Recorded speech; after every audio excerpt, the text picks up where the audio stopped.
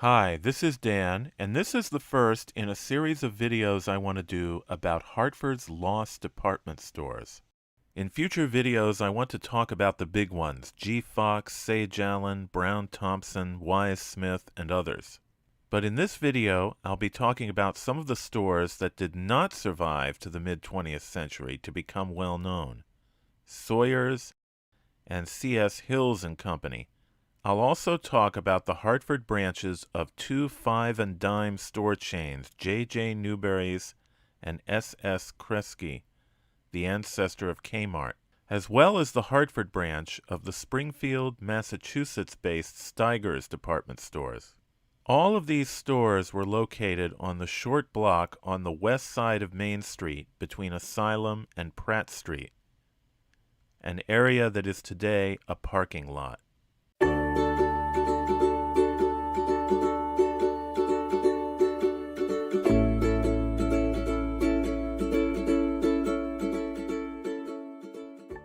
This picture shows the west side of Main Street north of Asylum Street in Hartford in the mid-1890s. I've talked about the buildings that have stood on the corner of Main and Asylum in another video which I'll link in the description below. The building on the corner shown in this picture is typical of the Federal-style commercial structures erected in Hartford in the early years of the 19th century. It was built in 1821 by Henry L. Ellsworth, who developed a lot of real estate in Hartford at that time.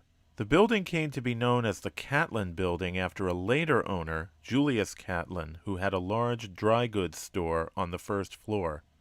Dry goods stores which carried textiles, clothing, and other goods were often the ancestors of the later department stores. There were numerous other businesses in the building over the years. Next to the Catlin Building was a good example of the many Italianate-style brownstone commercial buildings erected in Hartford in the mid-19th century. This one was built in 1861 on a site that had just previously been the Connecticut Hotel. It was designed by local architect Octavius Jordan and was called the Hills Block. The ground floor had stores and there were offices above. One of the first businesses to open in the building was another dry goods store, C.S. Weatherby and Company, also known as Weatherby, Nose, and Pelton. In 1880, the Weatherby space was taken over by R.P. Kenyon and Company, hatters and furriers. Numerous other retail businesses occupied this building over the years. When this photograph was taken in 1897, the old Catlin block had just been demolished. Only the outline of the building remained on the now exposed south side of the Hills block. A new Catlin building would soon be erected on the site.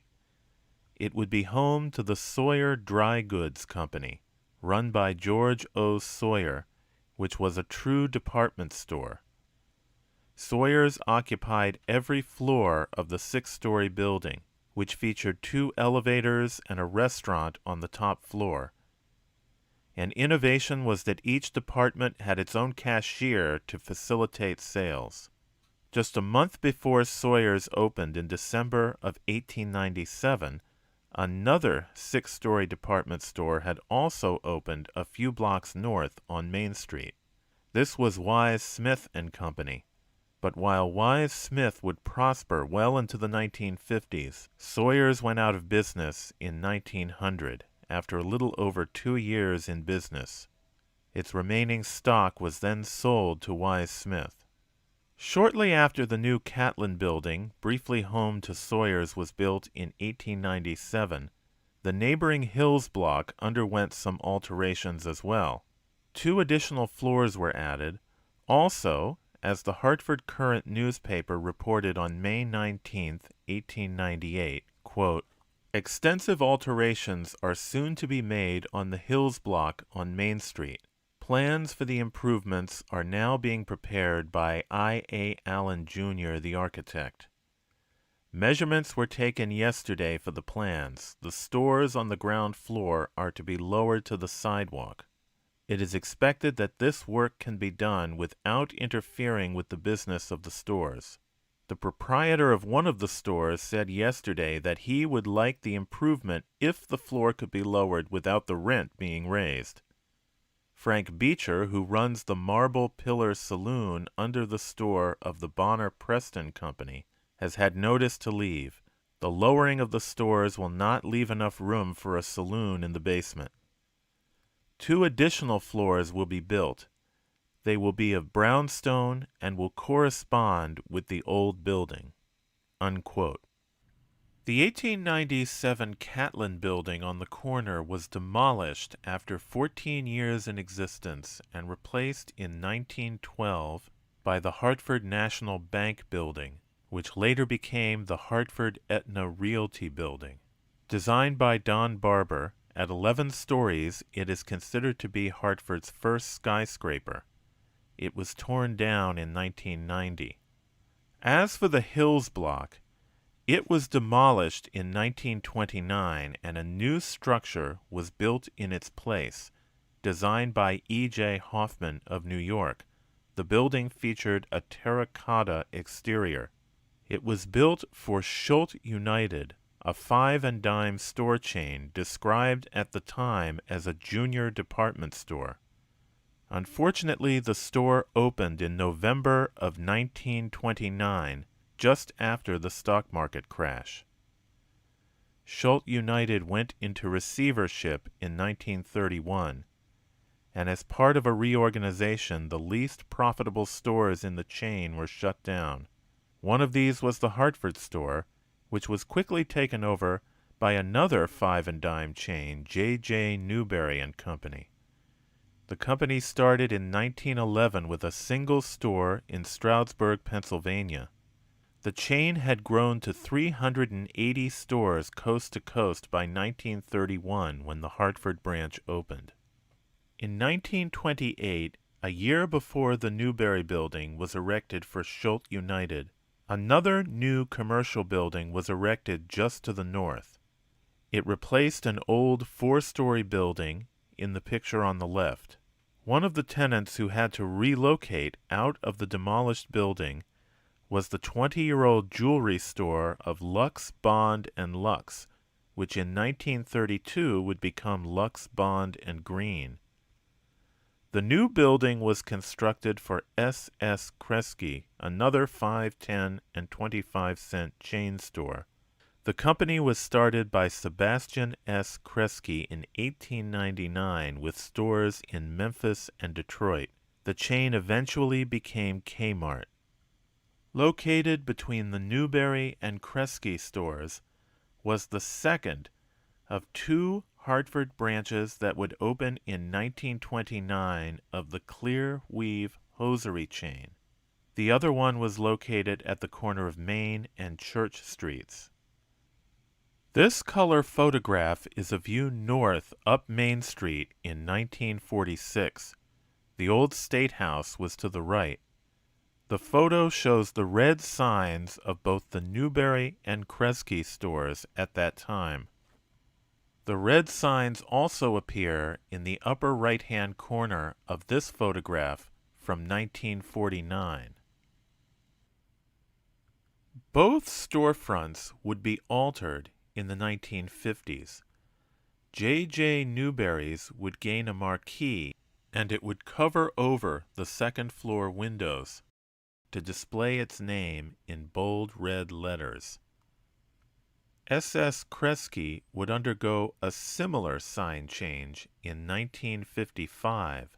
As part of its remodeling, Kresge would also take over the adjacent Clean Weave space as well. So by the mid-1950s, the 2 stores had more prominent signage, as did Bert's Shoe Store, located in the Hartford Aetna building on the left.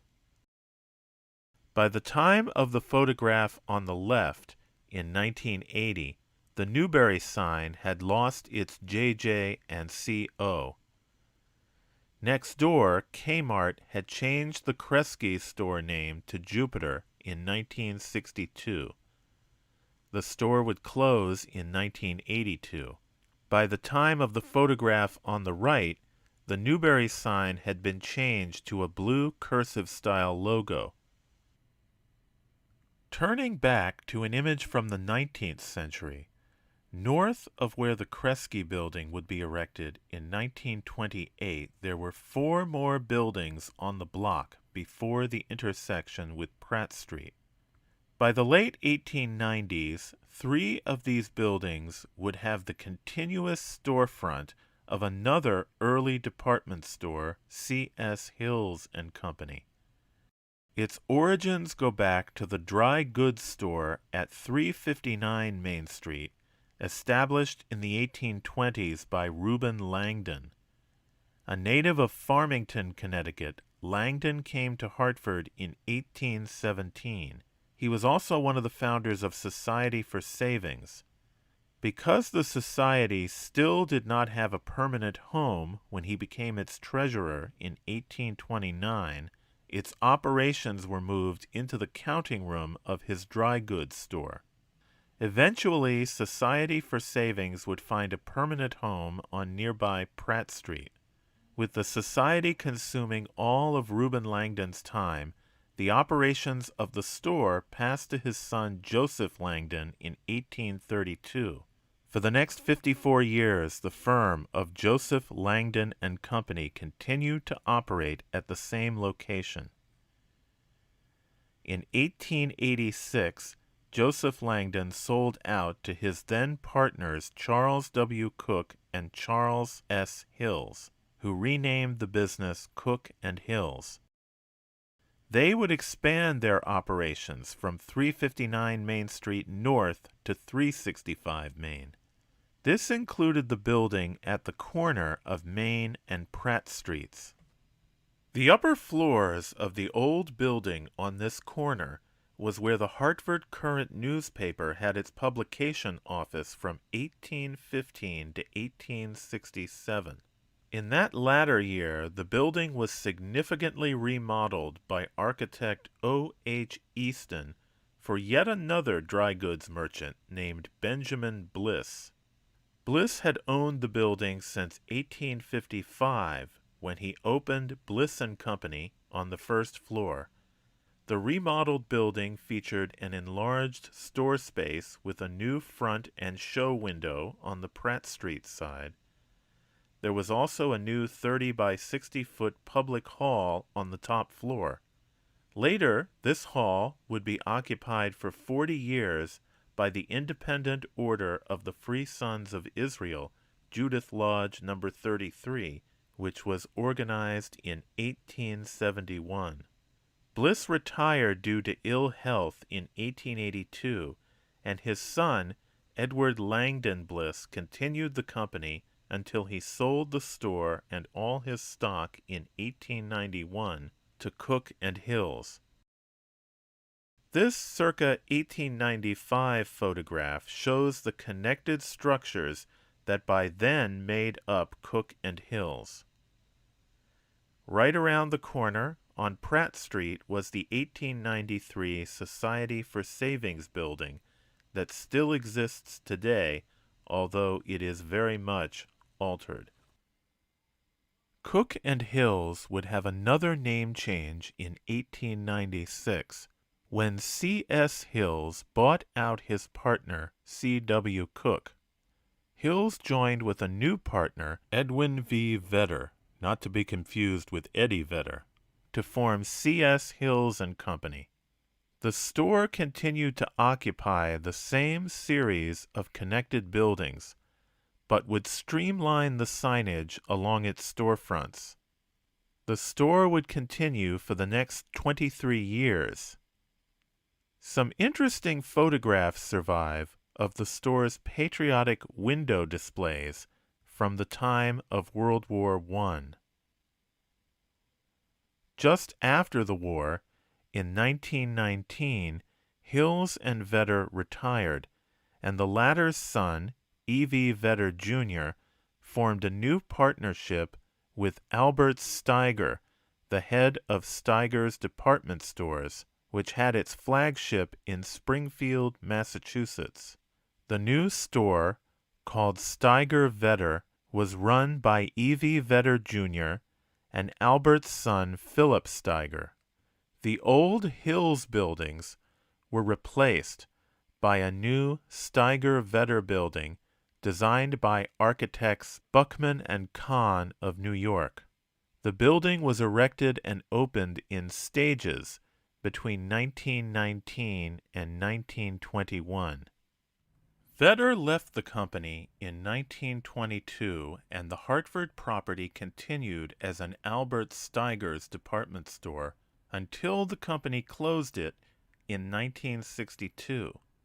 The reason for the closure was the difficulty the company had in modernizing a large store that still had 3 separate property owners. As I mentioned, the old Cook and Hills store had come to occupy 3 buildings, all separately owned. This included the Bliss family ownership of the corner of Main and Pratt that dated back to 1855. Ownership by the Talcott family of the structure on the south called the Talcott Building continued with their ownership of the south portion of the Steigers Building. In 1939, the Talcott owners leased the first 2 floors of that section of the building to Lerner Shops, a chain of women's apparel stores. Lerner Shops created a brand new modernistic Main Street facade for the south section of the Steiger Building, which is shown here in this photograph from the 1940s. In 1963, the entire Steiger Building was acquired by Society for Savings, and, as shown in this view westward down Pratt Street from 1980, the building continued to house various commercial tenants for a number of years. Sadly, the building was soon after torn down. As I said at the beginning of this video, the block between Main and Pratt that once housed the pioneering Sawyer and Hills department stores, and also the significant chain stores of Newberry, Kresge, and Steiger, has remained a parking lot since the 1990s. If you enjoyed this video, please consider hitting the like button. Also, you can help this channel grow by subscribing. Thank you for watching.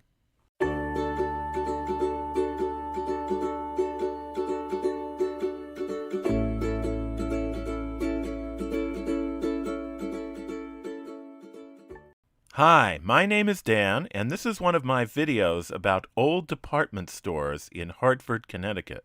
In this one, I'll be talking about Sage Allen and Company, which first opened in 1889 at the corner of Main and Pratt Streets. The company later erected a building across the street in 1898, which finally closed in 1990. My focus is specifically on the different buildings that the store occupied and built in Hartford over the years. I also talk about the different businesses that occupied these locations before Sage Allen moved in, and also about some of Sage Allen's neighbors.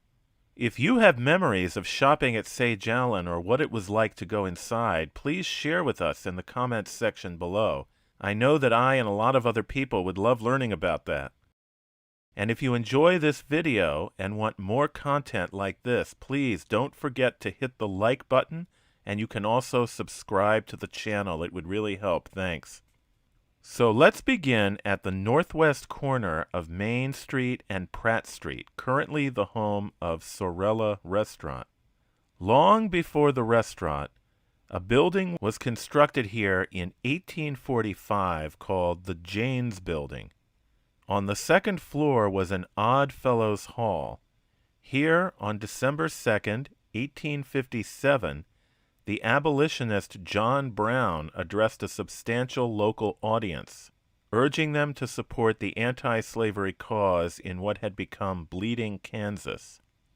Starting in about 1850, the building was home to the dry goods firm of Talcott and Post, which purchased and enlarged the structure in 1860. This was a busy corner, as the Hartford Courant reported on May 31st, 1862. Quote, Main Street from 7 to 9 p.m. is rather a lively place. Last evening, about 8:30, a gentleman standing on Talcott and Post steps, corner of Pratt and Main Streets, had the curiosity to count the number of persons passing that point in 2 minutes. He took out his watch and timed the crowd and found that 83 persons passed in the 2 minutes that he watched. Unquote. Interestingly, this was during the time of the Civil War.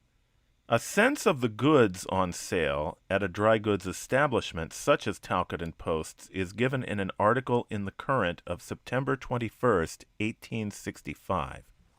Quote, Probably there was never a larger or more attractive stock of dry goods, elegant carpets, rich decorations, etc. shown in this city than can now be seen at the well-known house of Talcott and Post, corner of Main and Pratt Streets. Their assortment of rich dress goods is particularly fine, and embraces all the novelties and latest styles of goods imported. In fact, it is the general opinion of the ladies, and they ought to know, that they have never seen such splendid goods, such beautiful silks, poplins, plaids, merinos, empress cloths, etc., and all in such splendid colors. We would advise those ladies who have not seen them to drop in and look at some of the attractions offered, even if they don't care to buy, as the sight alone will repay them for their trouble. And then, as to bargains, T&P have got the goods and now mean to sell them. Unquote. As this advertisement shows, the company sold dry goods as well as carpets and curtains.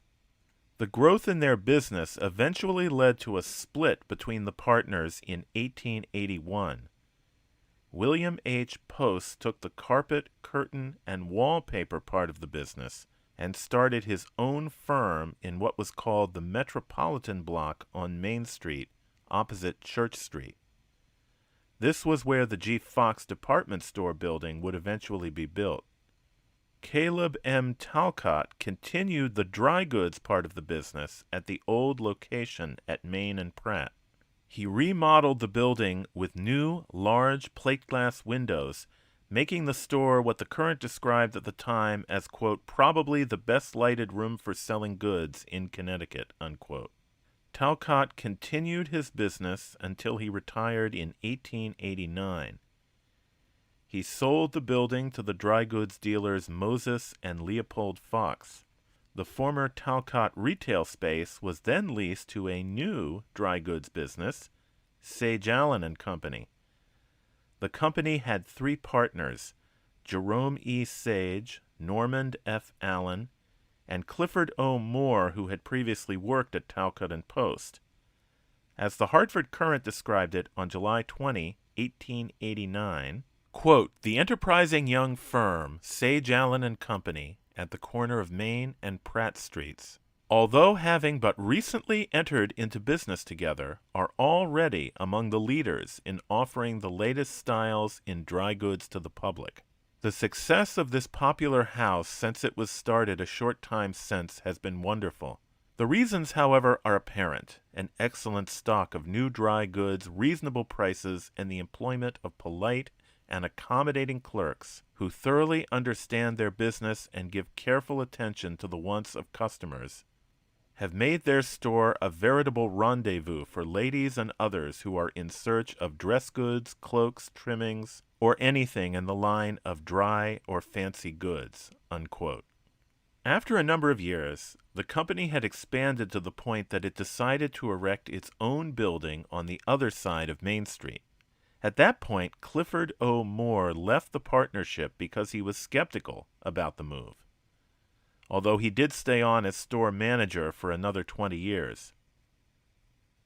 This is a photograph of the block of the east side of Main Street after the blizzard of 1888. It was taken a decade before the new Sage Allen building opened. On the left is the Cheney or Richardson building, erected in 1876.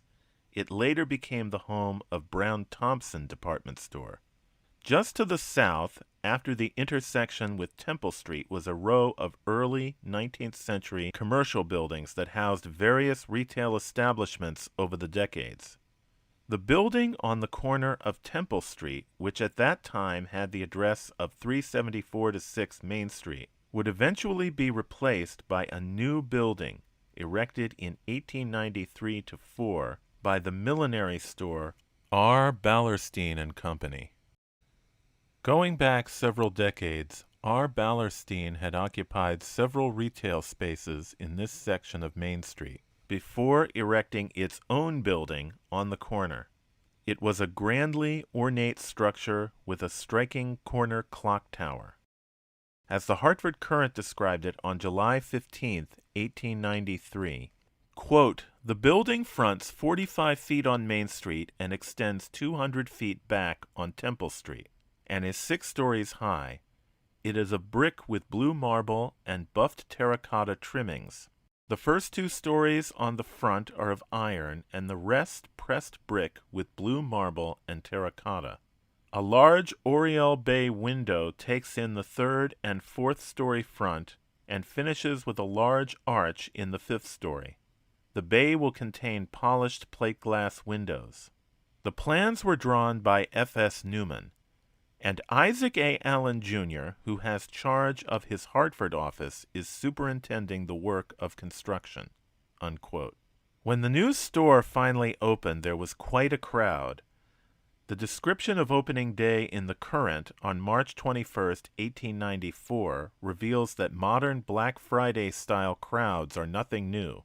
Quote, "It is not to be wondered at that everybody wanted to go to the millinery opening in Ballerstein's new building last night.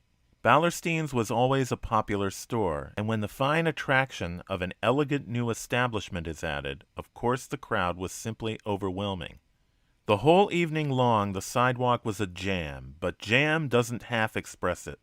The Courant reporter was one of the miles of humanity who stood for just half an hour wedged in like sardines in a box, without being able to move hand or foot.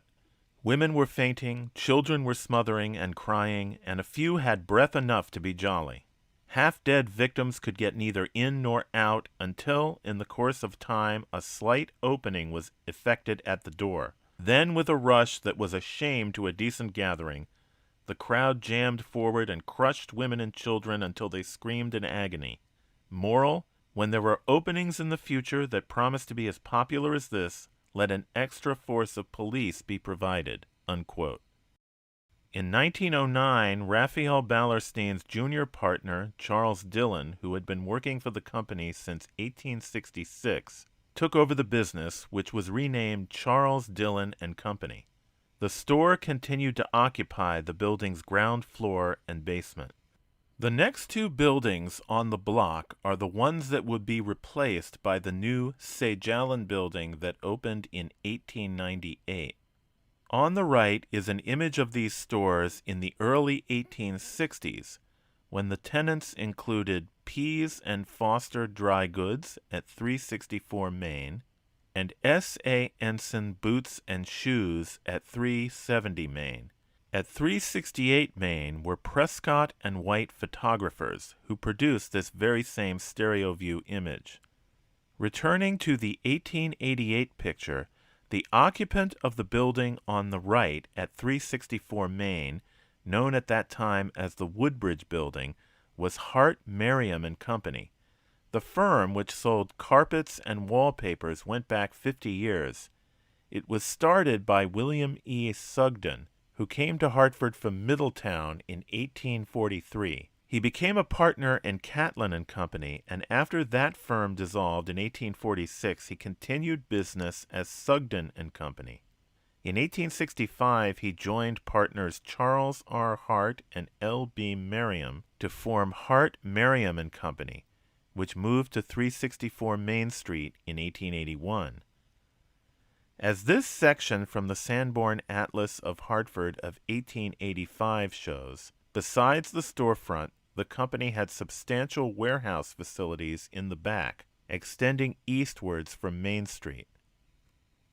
By 1890, when this photo was taken, Mr. Merriam had retired. The company had then continued under the name Charles R. Hart and Company. Mr. Sugden was still a partner in the firm, and in 1896 he celebrated 50 years in business in the city of Hartford.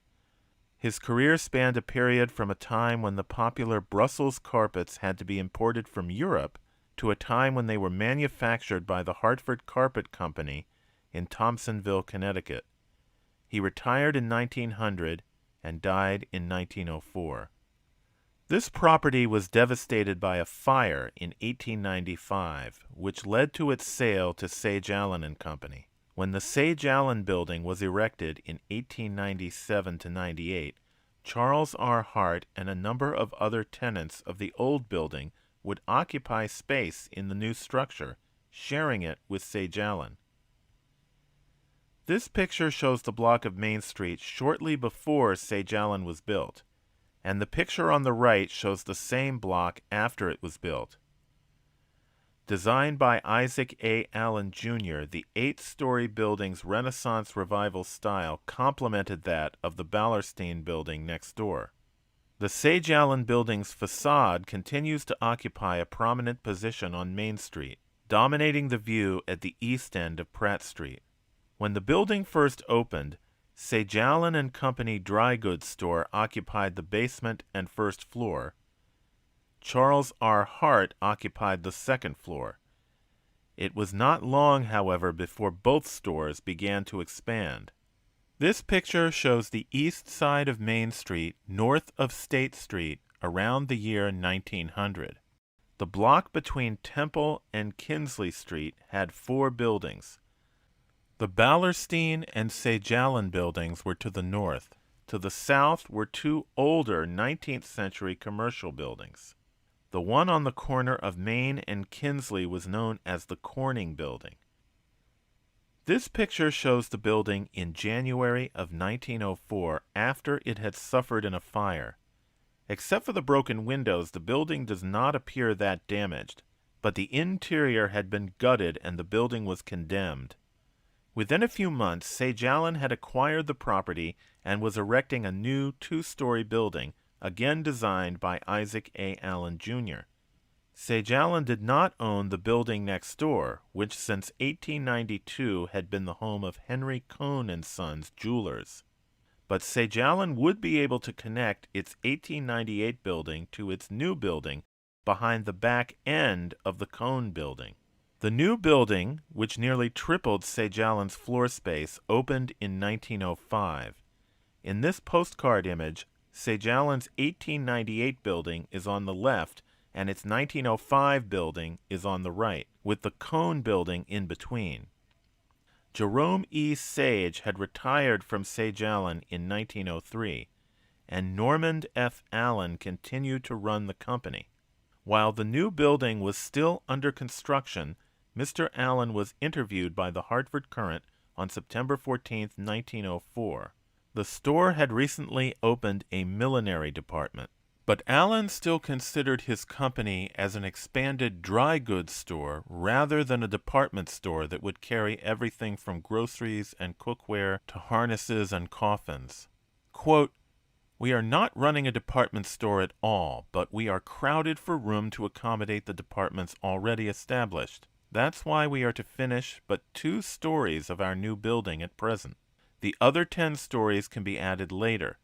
The main thing with us at this time is to get into the new store as quickly as possible." Unquote.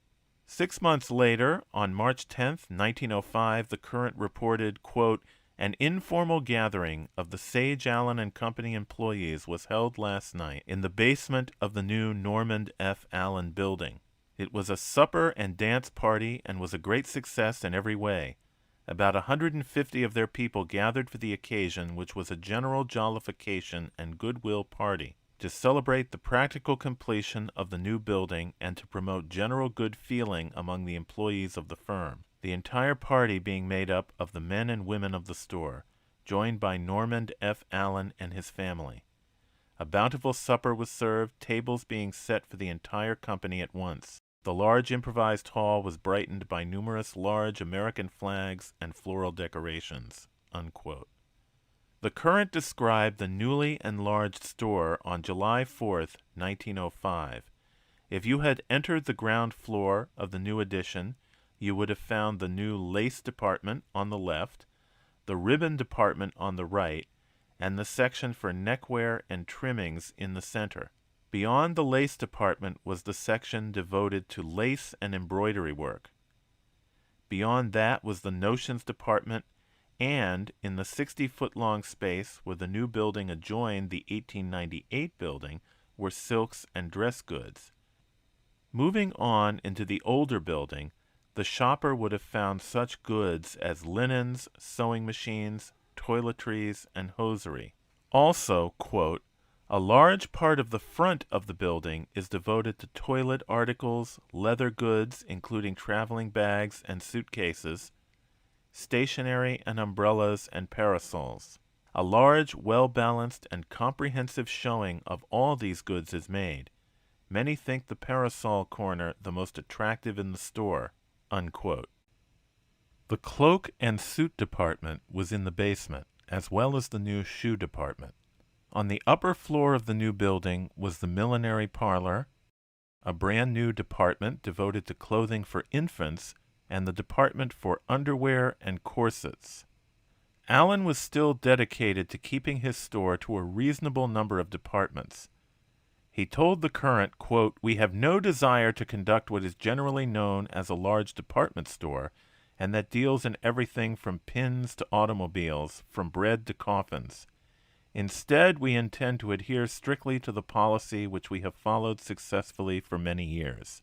That is, to give the people of Hartford and vicinity a first-class, metropolitan, up-to-date dry goods store, a store that shall deal in dependable, high-grade merchandise. In enlarging the store, I have planned to make each department the very best of its kind, as complete as will be found in the large metropolitan stores. I don't intend that any department shall be cramped for want of space to prevent its being the very best of its kind. In fact, every department of the store is a specialty store on a large scale, unquote. The next stage in the growth of the store's physical plant did not involve adding more floors onto the 1905 building as initially suggested, but instead was the construction of a new 4-story annex just to the east of it with a frontage of 81 feet along Kinsley Street. Opened in 1911, the main floor of the new addition was devoted to the expanded ladies' clothing department. The second floor was entirely occupied by the Charles R. Hart Company. Yes, the old carpet, rug, and wallpaper company that went back to William E. Sugden in 1846 had continued to share space with Sage Allen, and now had its wallpaper showroom in the new annex. Norman F. Allen himself eventually became president of the Charles R. Hart Company, which was soon totally absorbed into Sage Allen. On May 8, 1914, the Hartford Current announced that Sage Allen and Charles R. Hart had consolidated with the Springfield store of Meekins, Packard, and Wheat to form Allied Stores Company under the leadership of Norman F. Allen. But for whatever reason, this arrangement did not work out, and a little over a year later, the company's interests were divorced, and Sage Allen was incorporated on its own. As the Current reported on July 29, 1915, quote, the business of the corporation is to conduct a department store and to sell all kinds of merchandise, unquote. In 1916-17, the building at the corner of Main and Kinsley was extensively remodeled by Isaac A. Allen, Jr. to have a full 4 sales floors. To celebrate the reopening, a Hawaiian straw hut was temporarily erected on the second floor. Also on the second floor was a studio house built in the French bungalow style. The third floor was devoted to rugs, carpets, and draperies. The store now sold everything from furniture and crockery to drugs, jewelry, household supplies, and confectionery. Norman F. Allen, who had led the company since 1903, retired as president and treasurer in 1921. He died the following year at his summer home in Enfield, the town where he had been born in 1862. His wife would lead the company for 18 years, and then his son, Edward N. Allen, would become president in 1940. Known as Ned Allen, he also had a political career, serving in the state Senate in the 1920s and later serving terms as mayor of Hartford and lieutenant governor of Connecticut. The last member of the family to lead the company was a grandson of Normand F. Allen named Lafayette Keeney, who retired in 1990 and passed away in 2016. The next big physical expansion of the store after 1917 came a little over a decade later. East of the Sage Allen building on Kinsley Street was the old mansion house built in 1796 by the inventor Dr. Apollos Kinsley, for whom the street was named. The house came to be used by Sage Allen, with a receiving room on the first floor and tailoring rooms and carpet and drapery workrooms above. The house was torn down to make way for a new 5-story addition erected in 1928-29 and designed by Dennison and Heerens of New York. It gave the store 40,000 additional square feet. Inside, the entire store was remodeled. Old-style display fixtures were removed to create the sweeping views of each floor that were now the norm for large department stores. This photograph from the 1930s shows the various Sage Allen buildings. It also shows the company's neighbors. Steiger's, which was just across the street. To the north, there was G. Fox, Brown-Thomson, and the Ballerstein or Dillon building. In 1923, after the death of Charles Dillon, that store's former space on the ground floor and basement had been rented out to a branch of Worth Incorporated women's apparel stores of New York. The building was torn down in 1964 to be replaced by a modern 2-story structure erected for learner shops. Of course, next south was Sage Allen's 1898 building. And next to that was the building that was still home to Cohn's Jewelry. This building extended in a sliver that was surrounded on 3 sides by Sage Allen property. South of it was Sage Allen's 1905 building at the corner of Main and Kinsley, and east of that was the 1911 addition. Beyond that, stretching from the former location of the Kinsley Mansion House all the way to Temple Street, was the 1929 addition. Another building that was demolished to make way for the 1929 addition on the Temple Street side had once been the home of Otto Henning's Cafe, a saloon that had been popular with lawyers and writers. East of the addition, along Market Street, was Hartford's old police headquarters building of 1898. That was demolished in 1955 to make way for a parking lot. Sage Allen now owned most of the block surrounded by Market Street on the east, Kinsley on the south, Temple Street on the north, and Main Street on the west.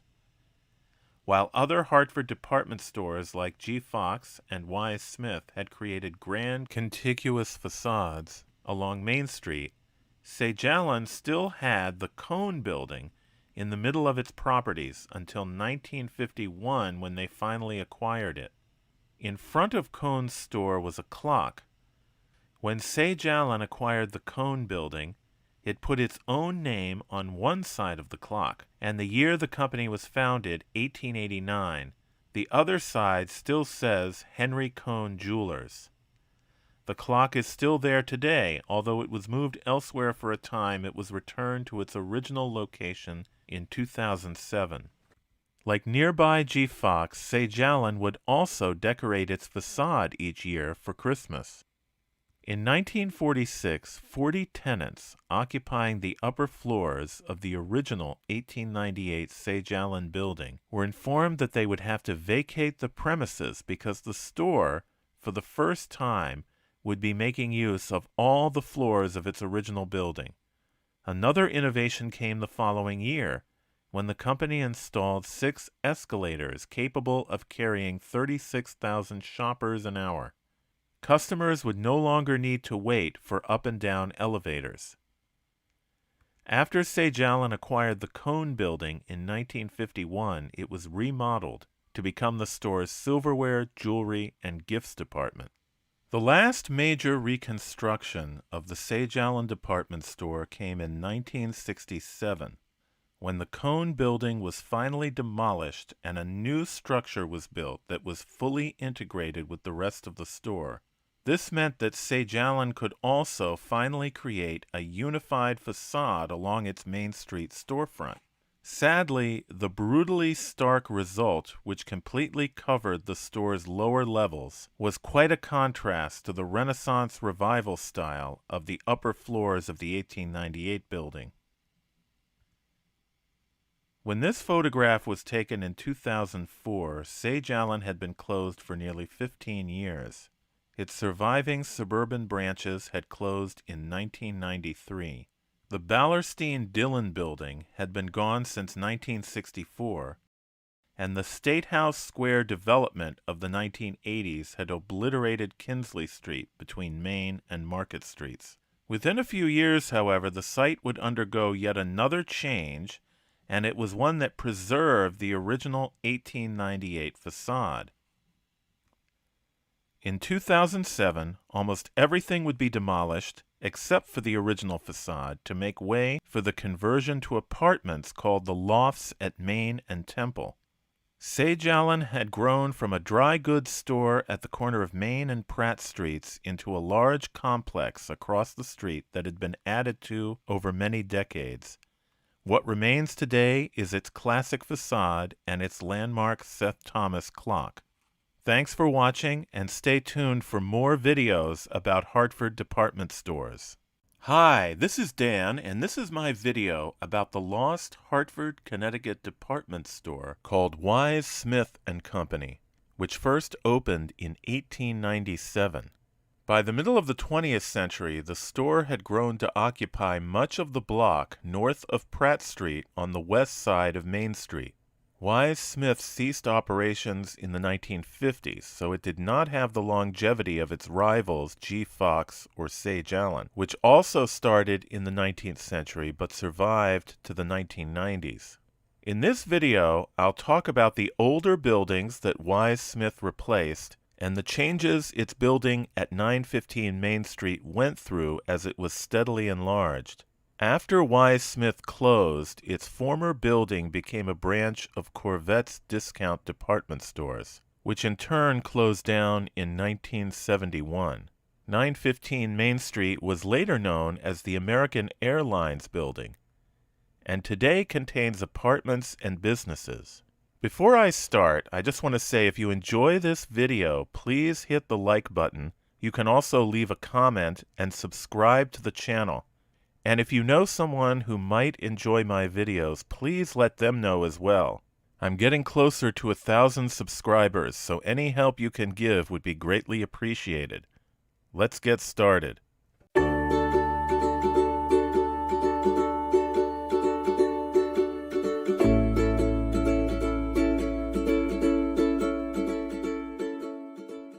This is a modern photo of the west side of Main Street north of Pratt Street.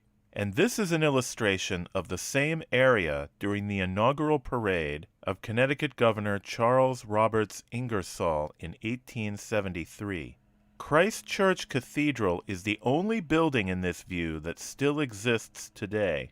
As I mentioned in my video about Steiger-Vedder department store, the building at the northwest corner of Pratt and Main Streets was called the Janes Building.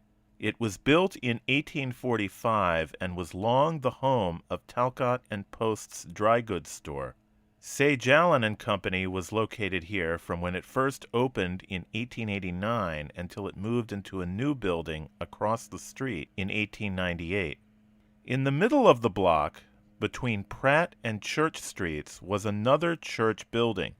It was built in the 1830s as the Free Church, later called the Fourth Congregational Church.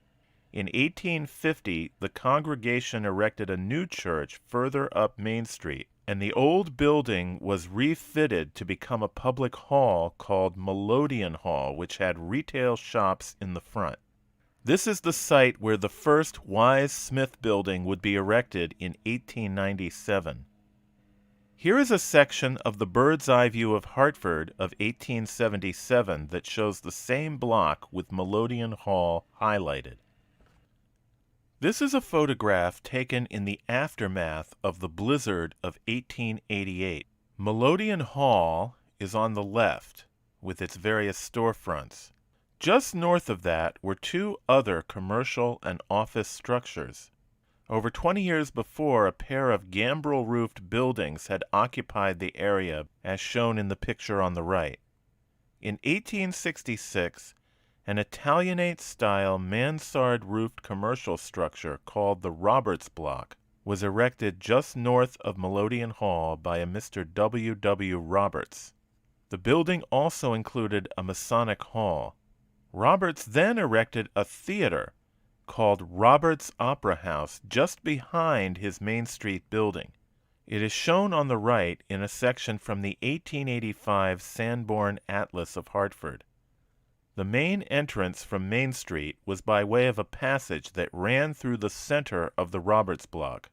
The theater could also be reached by way of alleys, one on the south from Pratt Street and one on the north from Church Street, which was located just behind Christ Church. When it opened in January of 1869, Roberts Opera House was considered to be Hartford's first modern playhouse. Topped by a dome that had a diameter of 27 feet, it was the city's first theater to have a balcony, gallery, orchestra, and parquet. For many years, Roberts was Hartford's premier theater for stage shows, lectures, and musical performances. New management took over in 1886, and it became Jacobs and Proctor's Opera House. 10 years later, it was purchased by H. H. Jennings and Colonel C. M. Graves and renamed the Hartford Opera House. They hoped to operate it as a rival to the newly opened Parsons Theater, which by then had replaced the old Roberts as the city's grandest theater.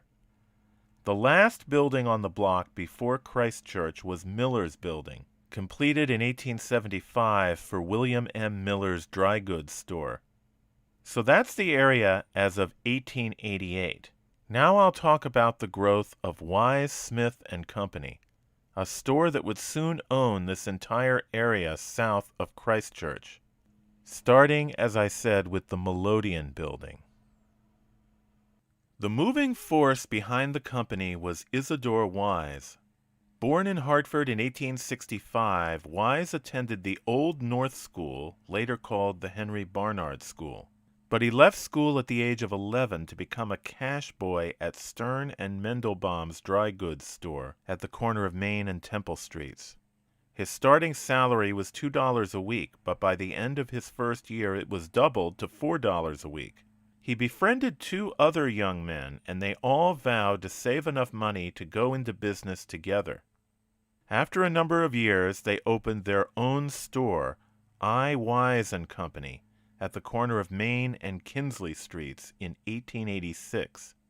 Wise and his two partners expanded in 1890 by buying out the Clark dry goods store located in the Cheney Building on Main Street. They reopened the store under their own name, I. Wise & Company, also known as the Boston Store. At the time, there was a very successful dry goods store also located in the Cheney Building called the Beehive. In the years before he sold to Wise and his partners, Mr. Clark's business had been falling off, and he had advised Wise not to purchase his store because Clark thought that if a wealthy merchant such as himself had failed to compete against the Beehive, he didn't see how the young Wise could do so. Wise responded, I am 21 years and old enough to make my own decisions. Clark finally agreed to sell, and within 2 weeks, Wise and his partners had made back all of their capital. They would continue to thrive, and after 8 years in the Cheney Building, the business required more space. they decided to erect their own building across the street on the site of Melodeon Hall. The firm would also take on a new name, Wise, Smith and Company, as they had recently taken on a new partner, Robert Smith, a New York merchant and cloak manufacturer. Smith would eventually leave the partnership in 1903, and various other partners would come and go, but the name Wise, Smith and Company would continue. The new Wise, Smith and Company building, designed by Buckman and Diesler of New York, would have 6 floors and a basement. There was a lot of risk involved in this. At the time, the west side of Main Street was considered to be less fashionable than the east side. Also, at that time, retail stores were mostly located on ground floors of buildings. Some customers were even still suspicious of the newfangled invention of elevators. Even when a company like Steiger-Vedder erected its building on Main Street in 1898, it only occupied the ground floor and basement. It would take many years before Steiger-Vedder would expand into the entire building. Another store that opened around the same time and did occupy a large 6-story building was George O. Sawyer's Dry Goods Company at the corner of Main and Asylum. But that store went bankrupt after just over 2 years in business. Wise Smith would eventually acquire the defunct company's stock of goods for itself. Pouring rain did not deter a large crowd of shoppers who gathered under umbrellas for Wise Smith and Company's grand opening on the evening of November 2nd, 1897. The interior was lavishly decorated. The first floor had a 50-foot-high rotunda illuminated by electric lights. The store's 2 wrought-iron elevators whisked guests to floors containing clothing, furniture, household goods, carpets, rugs, and curtains. There was a basement restaurant, and on the first floor was a soda fountain right next to the candy department. One of the store's mottos was, "From maker to wearer," so within the building, garments and hats were made to order. There was also upholstering and the manufacture of mattresses, carpets, and shades. As a souvenir, each visitor to the opening received a picture of the USS Hartford, flagship of Admiral Farragut during the Civil War. The store would go through numerous expansions in the coming decades. The first came in 1899, just 2 years after the new building opened, when an older building on Pratt Street, once used by the Hartford Courant newspaper, was taken over for the store's manufacturing operations. Now, I mentioned earlier that in 1900, Wise Smith acquired the entire stock of the bankrupt Sawyer Dry Goods Company. When that happened, crowds thronged the Wise Smith store as the Sawyer goods were brought over and put on sale. The Courant reported on February 12, 1900, quote, "The suddenness with which this stock was purchased and placed on sale by Wise Smith and Company is the talk of the town. It is only equaled by the completeness of the transfer, not only of the stock, but the entire clientage of the Sawyer store. A little incident which took place Saturday forcibly illustrates this fact.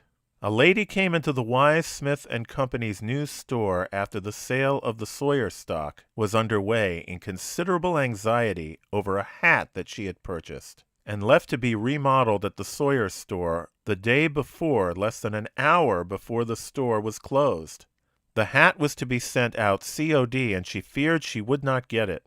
She was assured that it would be all right and directed to the millinery department on the second floor. There she found not only her own hat and the alterations being made upon it, but the clerk who had sold it to her in the Sawyer store the day before. The hat was sent to her safely on the afternoon delivery that very day. In truth, it took only 1 day to establish the fact, and establish it most thoroughly, that everything in the Sawyer store was at the new store. As one customer remarked, "If you saw anything at the Sawyer store you liked, you can buy it now at Wise Smith and Company's at about half the price." Unquote. The next major physical expansion of the store came in 1901, when Wise Smith leased the building just to the north, the Roberts Block, which I talked about earlier. The walls on each floor of Wise Smith were cut through to extend the store into the Roberts Building. The Hartford Opera House in the rear of the Roberts Building was left undisturbed, but a new entrance was created for it. The old entrance went through the center of the Roberts Building to the Opera House.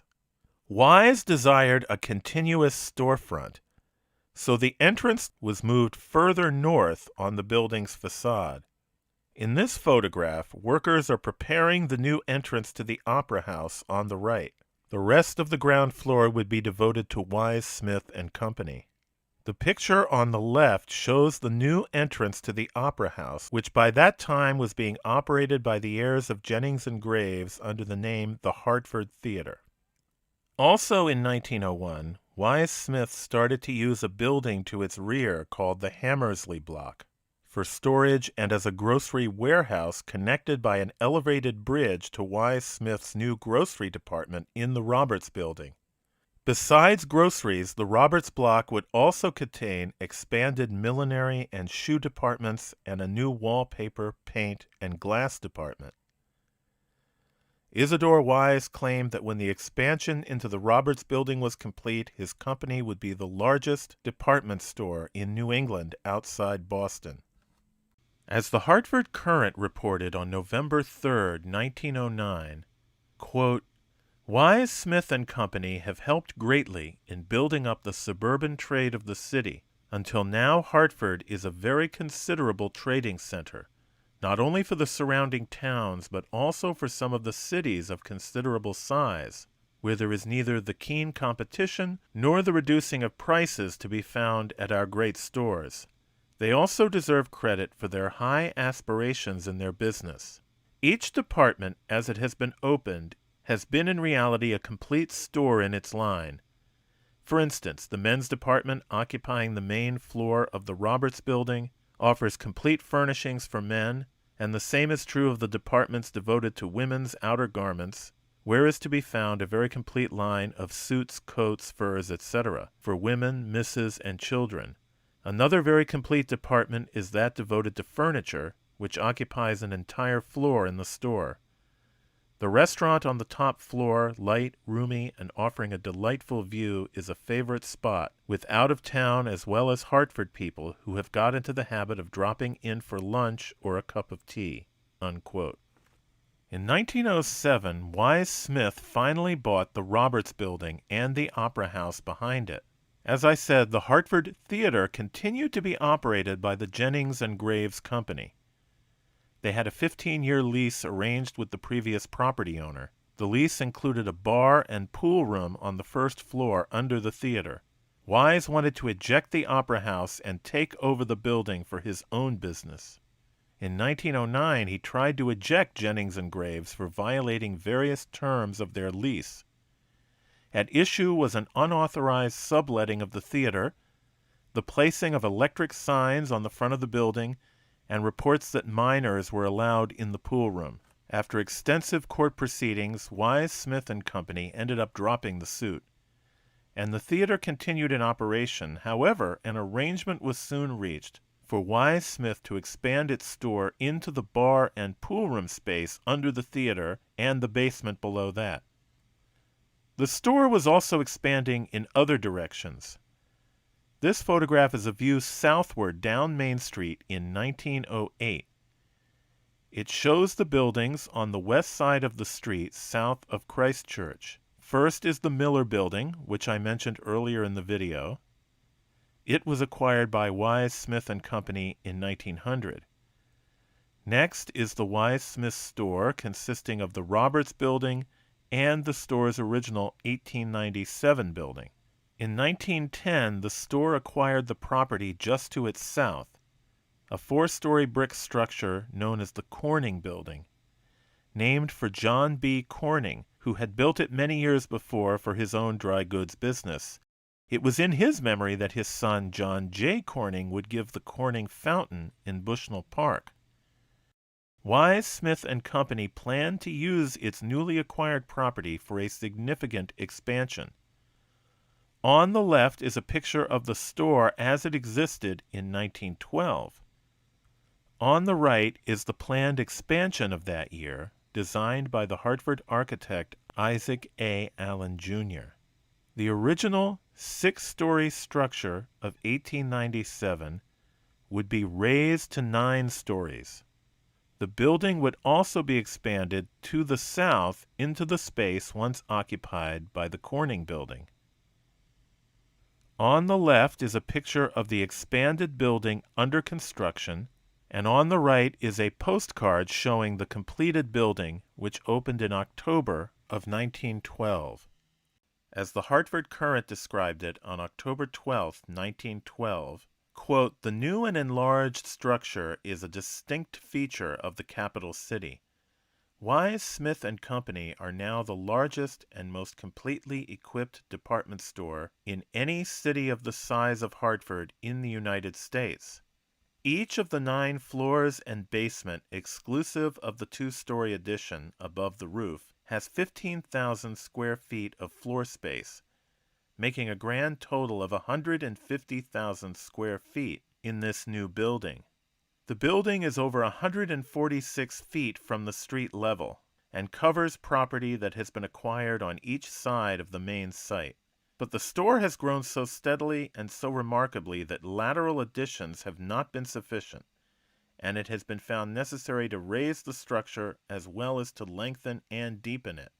The front is composed of 3 materials. The columns are of light gray pressed brick with caps and bases of Indiana limestone, and panels and mullions of copper. The whole front is refined and trimmed so as to present a uniform appearance. Between the first and second floors is a sheet metal sign containing the name of the company, and another of Indiana limestone at the level of the 7th floor. The latter sign runs the length of the building and is at the level where the old cornice used to be." Unquote. Wise, Smith & Company had a continuous storefront that stretched almost across 2 buildings, but the entrance to the Hartford Theater still occupied part of the Roberts Building facade. As Roberts Opera House, this theater had once been the finest in the state, and Sarah Bernhardt, Edwin Booth, Jenny Lind, and Buffalo Bill had all performed here. In later years, the Hartford Theater had become a vaudeville and motion picture house, and was even leased by the theater impresario Sylvester Z. Poli from 1910 to 1914. But business was bad and there were numerous competitors. The theater opened its doors for the last time on July 22, 1917. The very next day, workmen arrived to remodel the front and to transform the theater into an extension of Wise, Smith & Company.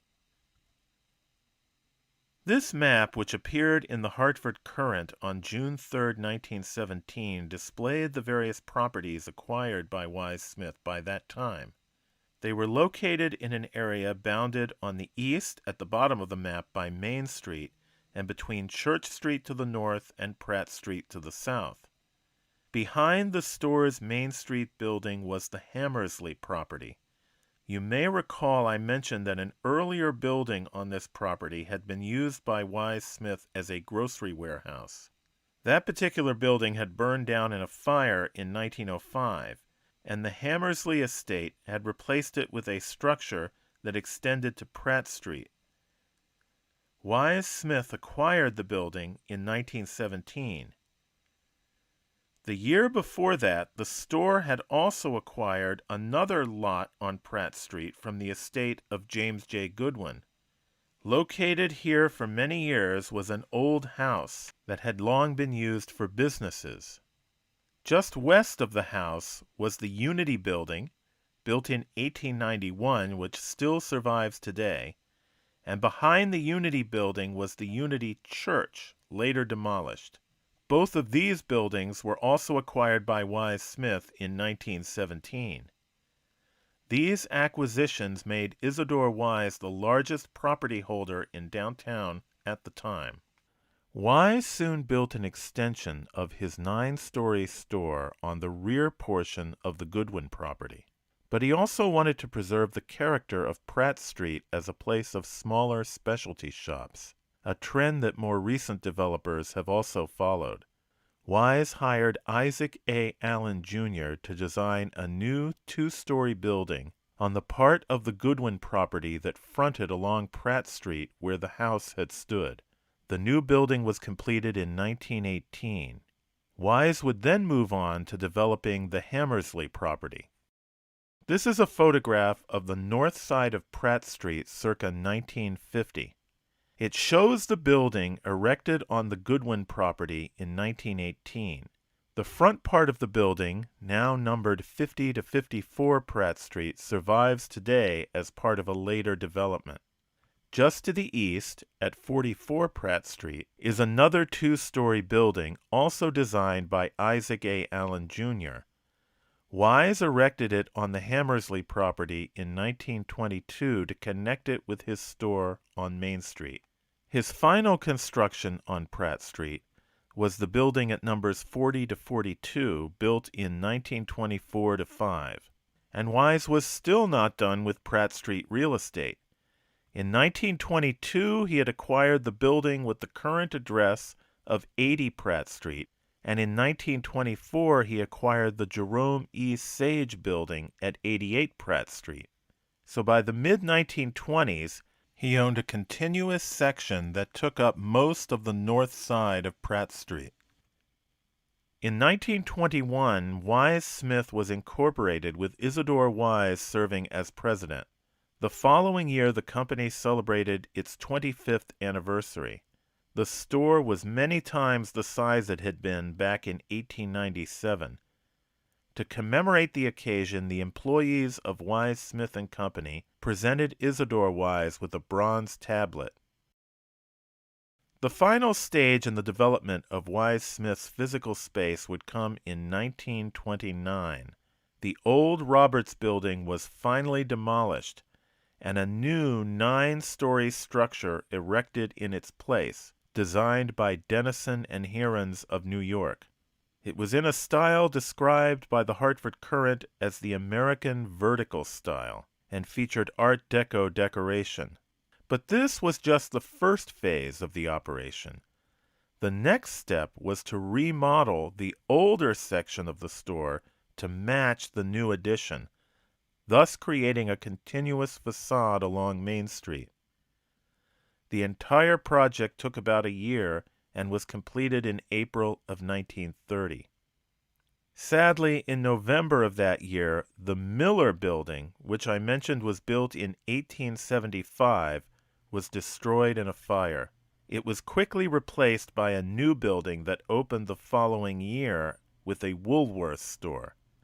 This building would go through a radical change in 1963 when it was remodeled for the Outlet Millinery and Apparel Company.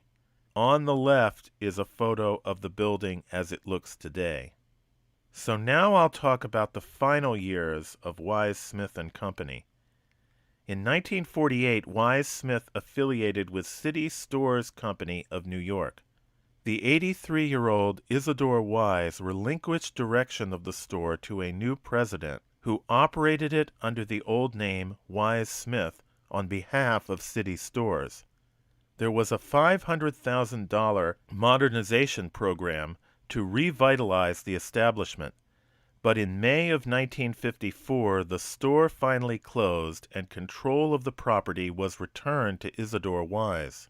The building would remain vacant for the next 3 years. On January 25, 1956, Isidore Wise passed away at the age of 90 at his Hartford home, which still stands today on Prospect Avenue.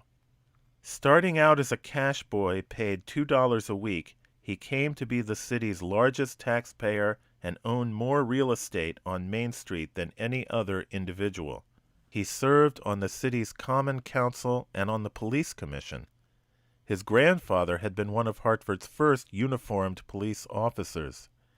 He also served as president of the Board of Park Commissioners. A leader of Hartford's Jewish community, he was president of Congregation Beth Israel for 37 years. The Wise Smith building remained vacant until December of 1957, when, after another expensive round of modernizing, the New York chain of discount department stores E.J. Corvette opened in the building. It was Corvette's first store in New England.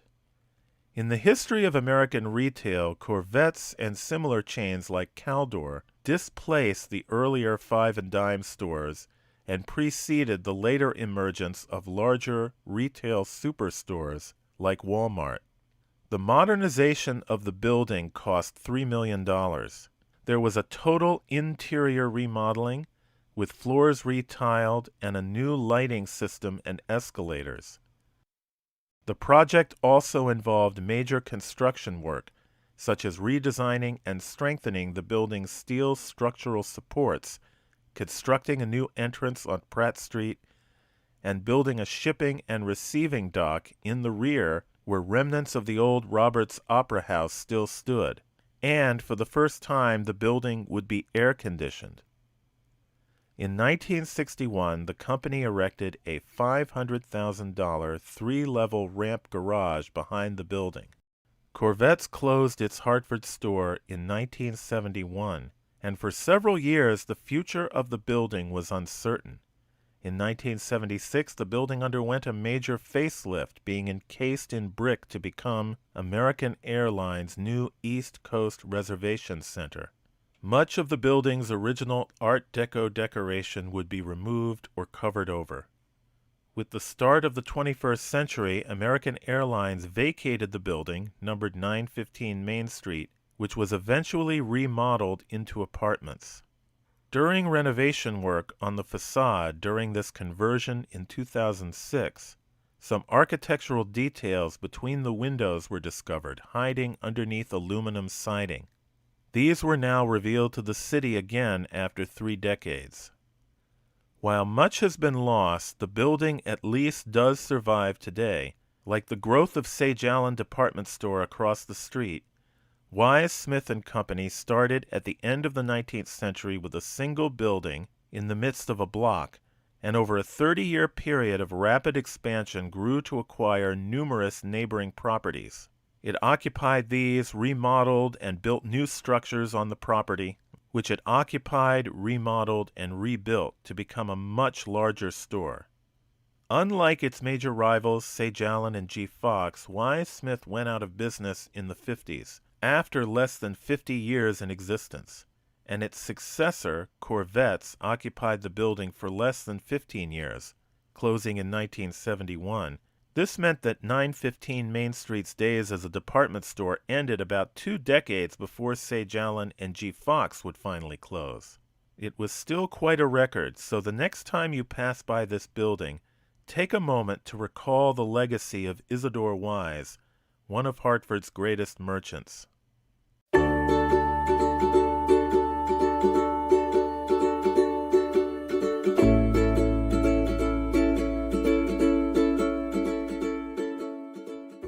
Hi, this is Dan, and this is my video about Brown-Thomson Department Store in Hartford, Connecticut. For years, the store was located in the Cheney Building, now called the Richardson Building. That building, opened in 1876, still exists today on the east side of Main Street, north of Temple Street, just south of the G. Fox Building. But we're going to start our story years before the Richardson Building was erected, when an earlier shopping emporium existed here called the Beehive. So I'll talk about the Beehive first, then I'll talk about the company that absorbed it in 1894, which was Brown-Thomson and Company. And then I'll talk about the various buildings that Brown-Thomson and Company occupied and built over the years afterwards. This is a late 1860s view north, up the east side of Main Street. The old State House was off to the right beyond the frame of this picture. None of the buildings in this picture still exist today. Zooming in to the area where the Cheney Building would later be erected, the most prominent building there at that time was a church, built in the Greek Revival style. Dedicated on March 23, 1831, it served as the First Baptist Church of Hartford until 1856. After that, it was called Truro Hall when it was home to Congregation Beth Israel. from 1856 until the congregation moved to a new synagogue on Charter Oak Avenue in 1876.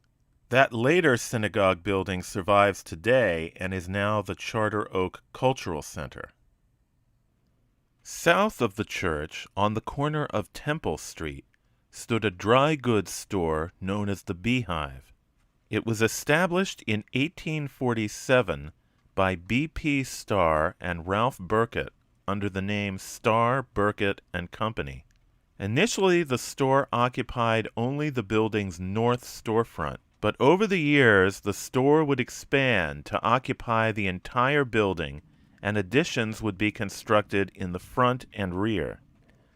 In July of 1862, with the Civil War underway, the partners offered a bounty of $10 to each of 50 men who would enlist as volunteers in the Army.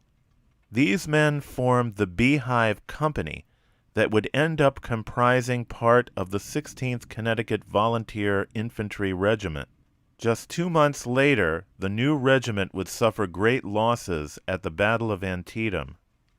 After the war, in 1866, the Beehive partners purchased the building on the corner of Main and Temple where they had been renting space so that they could expand their operations within the building. As the Hartford Courant described it on March 30th, 1866, quote, "There are 6 floors, each 42 by 46 feet, which gives the largest surface room for business operations of any store in the state. Turning these several apartments into one would give a sales room 276 feet long and 42 feet wide. There are few mercantile concerns in the country which have such an extensive store capacity. The arrangement of the different floors consults both the convenience of customers and the comfort of salesmen, of whom the firm employ from 25 to 30, besides a large working force in the cloak-making department. Every foot of room is made available for some useful purpose." Unquote. In addition to the original front sales room, there were 4 new rooms. One was exclusively a wholesale room, 2 were for carpets, and the most elaborately decorated was a silk room which had a portion reserved for displaying shawls and cloaks.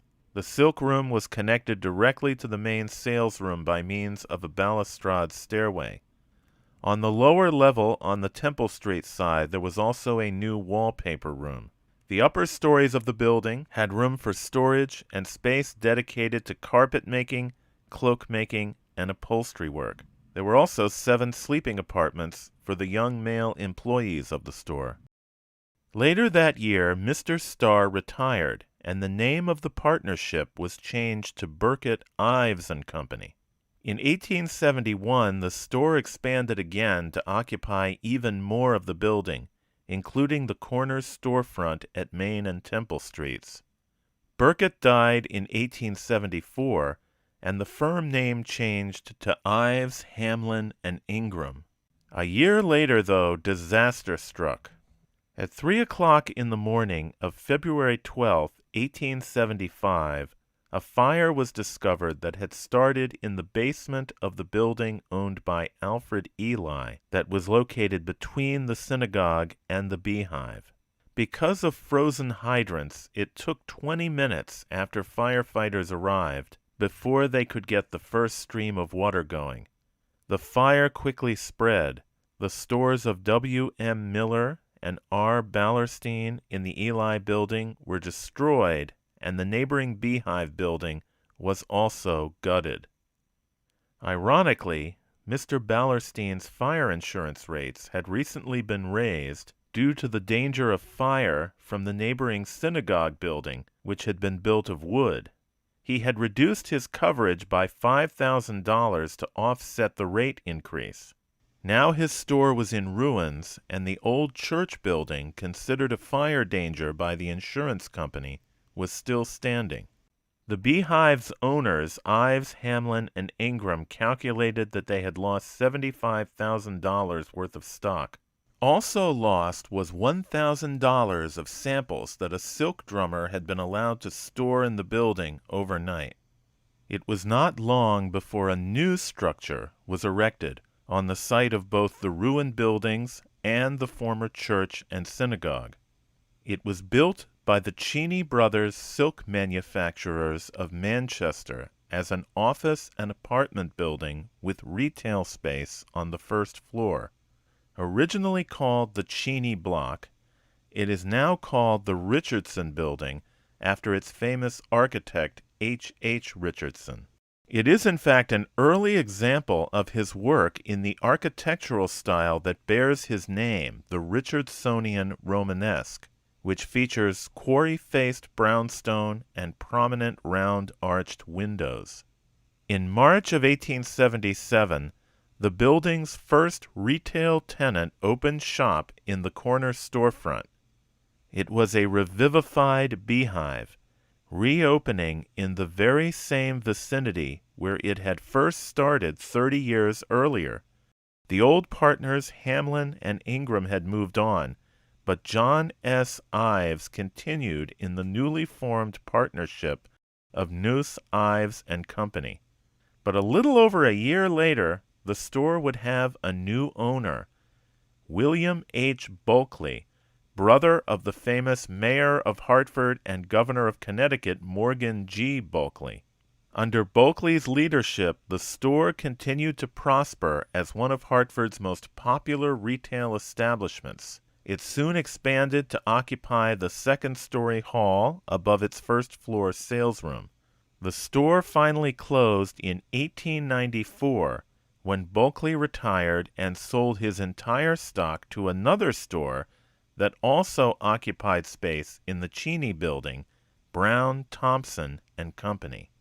Back in 1877, not long after the Beehive had first occupied the south storefront of the Cheney Building, Brown-Thomson and Company had moved into the building's north storefront. Before that, the store had been located in a building on the west side of Main Street, about where the Gold Building stands today. The origins of the company were described in a Hartford Courant article of March 3, 1916, that celebrated the firm's 50th anniversary. Quote, in March 1866, Frank S. Brown, James M. Thompson, and William McWhirter, 3 young men in the employ of Hogg, Brown & Taylor, a well-known dry goods house of Boston, came to this city and opened a dry goods store at what was then number 269 Main Street.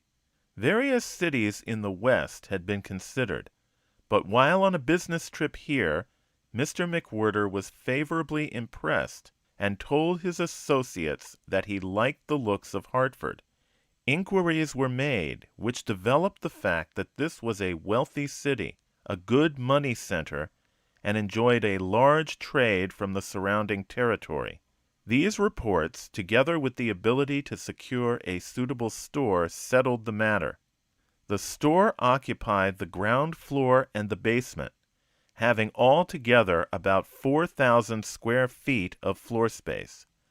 The firm introduced ideas which were new to the dry goods business in this city, among them being the one price idea, giving assurance to customers that each was being treated exactly as were all the others, a fact which by itself attracted a large patronage. Not more than 15 clerks were employed, and the business was confined entirely to the selling of dry goods, the department store institution not having developed even in the larger cities. Other innovations effected by the firm were the 6 o'clock closing hour, which gradually spread among the other stores which had been accustomed to remain open until 10 o'clock, vacations to employees, and closing the store on holidays. At the end of 5 years of successful business, the firm bought out the adjoining dry goods store of C.H. Smith, and the two were made into one, giving floor space of 5,400 square feet, or a little more than double the original size." Unquote. As the advertisement on the right shows, the company name changed to Brown-Thomson and McWhirter in the 1870s. But when McWhirter retired in 1877, it reverted again to Brown-Thomson and Company. In that same year, the store moved into the Cheney Building. This is a section of the Sanborn Atlas of Hartford of 1885, showing the Cheney Building on the right at the corner of Main and Temple Streets. The buildings just to the north of it, to the left, are where the G. Fox Building would later be built. As I mentioned, the Beehive occupied the south storefront, and Brown-Thomson occupied the north storefront. The move to the Cheney Building gave Brown-Thomson and Company the space to start adding more departments, and the store would soon expand further. In 1884, the store added its first annex, just to the rear and extending to the north of the Cheney Building. This is a section from the Sanborn Atlas of 1900, which shows Brown-Thomson's further growth.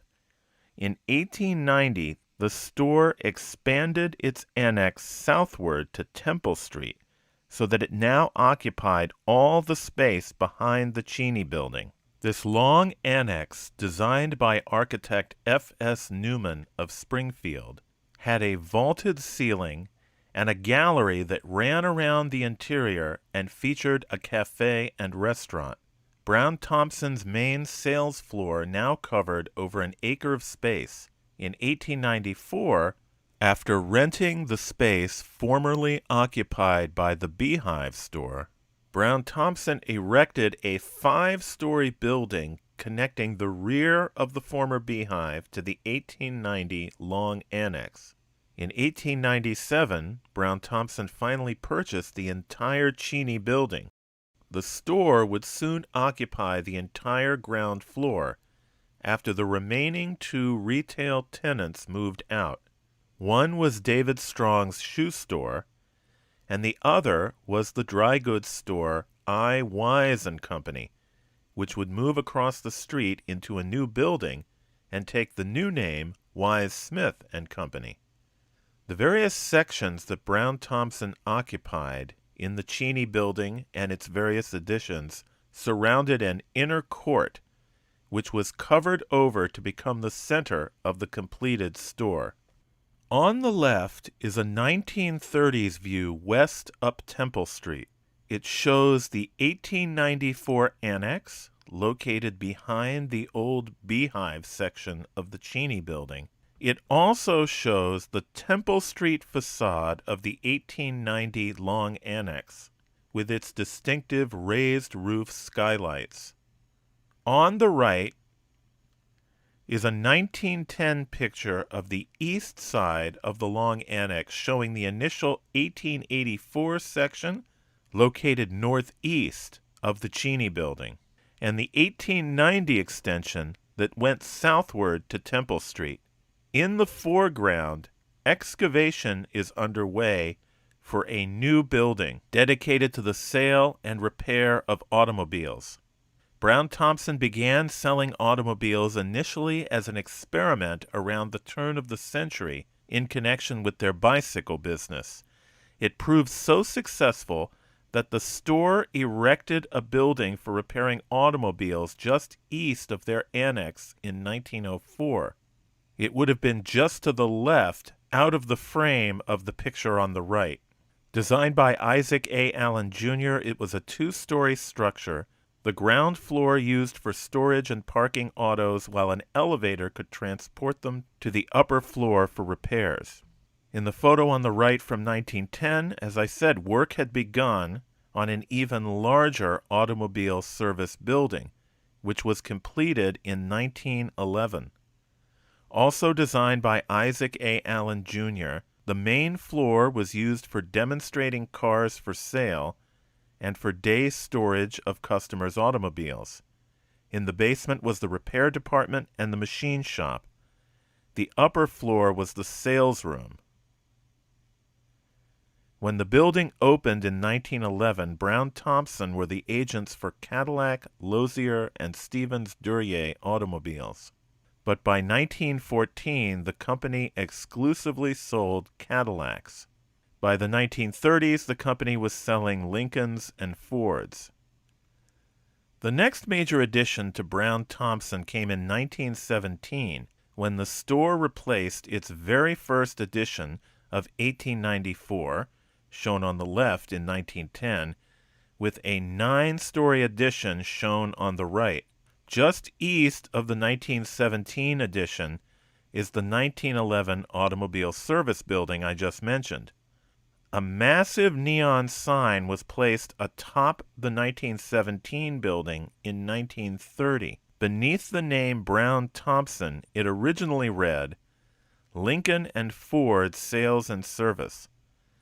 But by 1937, it read Kelvinator, referring to Kelvinator refrigerators. The company's various buildings are shown in this section from the 1922 Sanborn Atlas of Hartford. There's the Cheney Building of 1876 with additions made into the 1890s.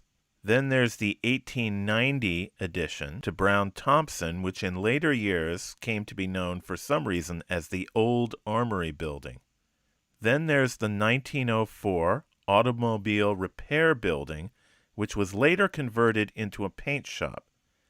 An addition to the store's garage facilities would be constructed nearby in the 1920s, connecting to the 1911 Automobile Building. And finally, there's the 9-story 1917 building. You might notice that the 1911 and 1917 buildings were located directly behind the G. Fox building. When that department store wanted to expand to its rear in later years, these Brown-Thomson structures would be in the way.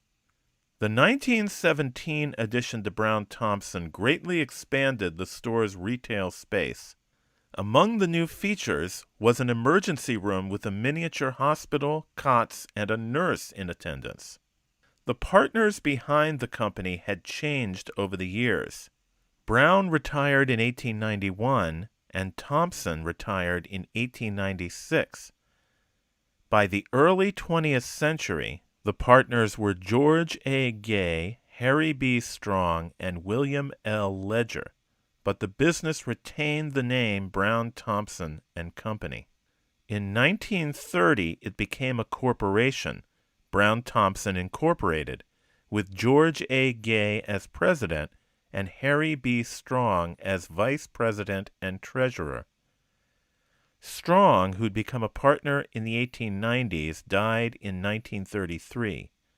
Gay had first started at the company as a stock boy at the age of 17 way back in 1871, just months after he emigrated from his native Scotland.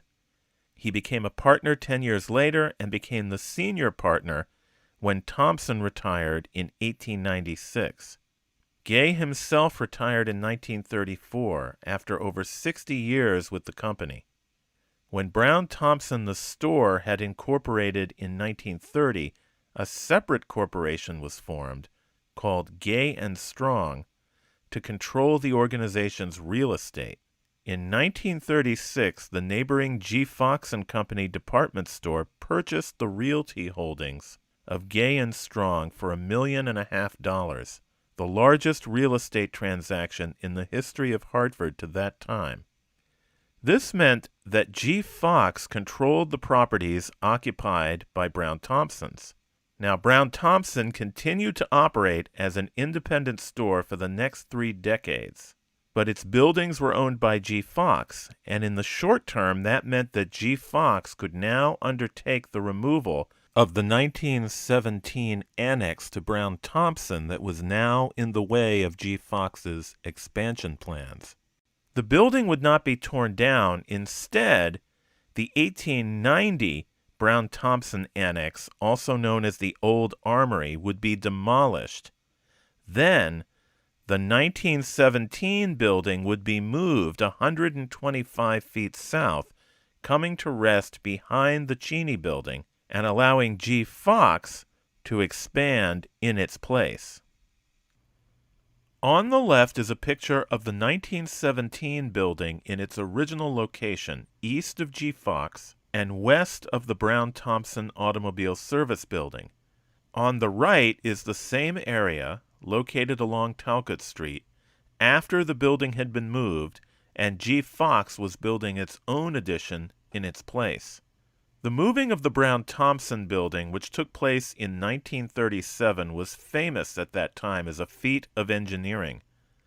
The Southern New England Contracting Company used 2 steam-powered donkey engines, like the one pictured on the left, to move the 8,000-ton building inch by inch over a system of steel rollers, as shown in the picture on the right.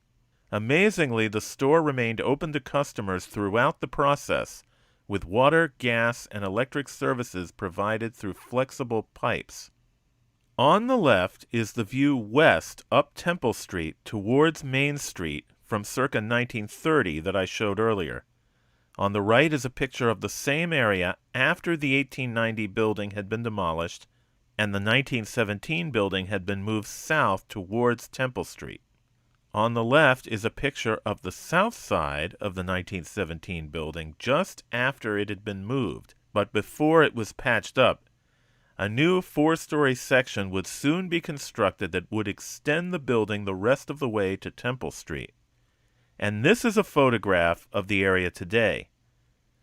The old annex is still there and is now a residence inn. In addition to having its building moved in the wake of the sale of its real estate to G. Fox, Brown-Thomson undertook to completely modernize its store as well, under the motto, "Forward Brown-Thomsons." Among the improvements was a new elevator system.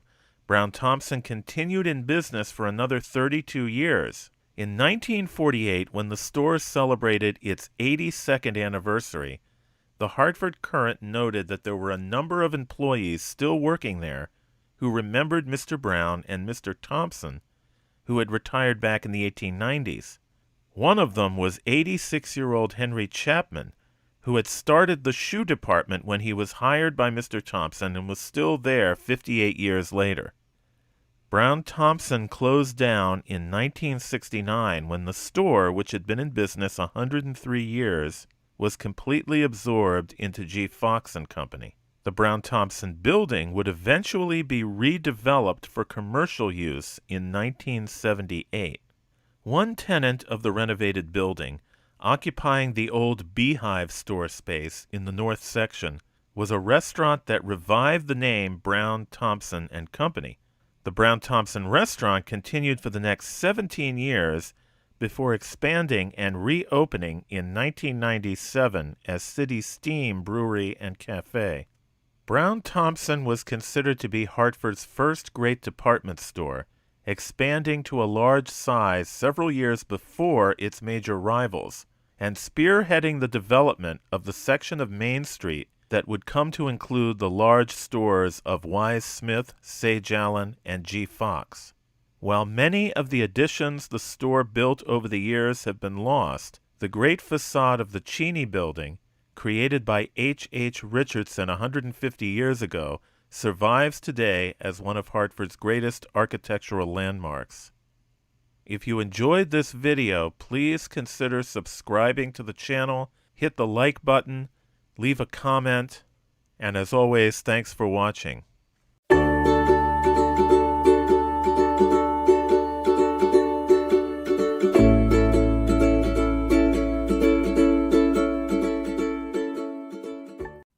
Hi, I'm Dan, and this is my video about the early days of G. Fox & Company, which became the greatest of the department stores in Hartford, Connecticut. I'll be talking about the store's first 60 years, a period when it grew from a one-room fancy goods store into a large department store, occupying several connected buildings on Main Street. I'll end this video by talking about the Great Fire that in 1917 destroyed those buildings. In another video, I'll continue with the story of how G. Fox rebuilt, with the construction of an 11-story building that is still a Hartford landmark today, and then I'll talk about the store's continued expansion through the 1960s. For most of its history, G. Fox & Company was run by 3 generations of the same family. First, there was Gerson Fox, who came to America as a boy from Germany. He was succeeded in leadership by his son, Moses Fox, who led the store for 48 years and saw it through the devastating fire and the Great Depression. Moses Fox was followed by his daughter, the Hartford legend Beatrice Fox Auerbach, who led G. Fox through the years of World War II and undertook the last major physical expansion of the store in 1960. She sold the company in 1965, and it eventually closed in 1993 after over 140 years in business. Before we start, if you enjoy this video, please consider hitting the like button. And also, I would greatly appreciate it if you would consider subscribing to my channel. Then you can hit the bell button so that you don't miss any of my latest videos. So here is part 1 of my history of G. Fox & Company.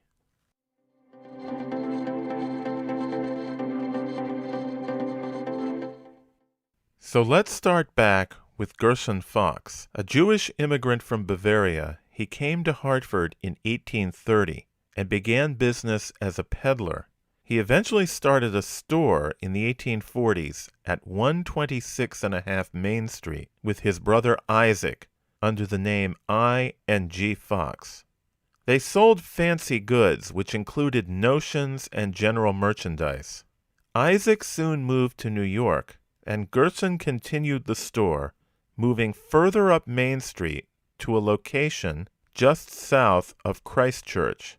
It was a gambrel-roofed building that was later replaced by the Roberts Block.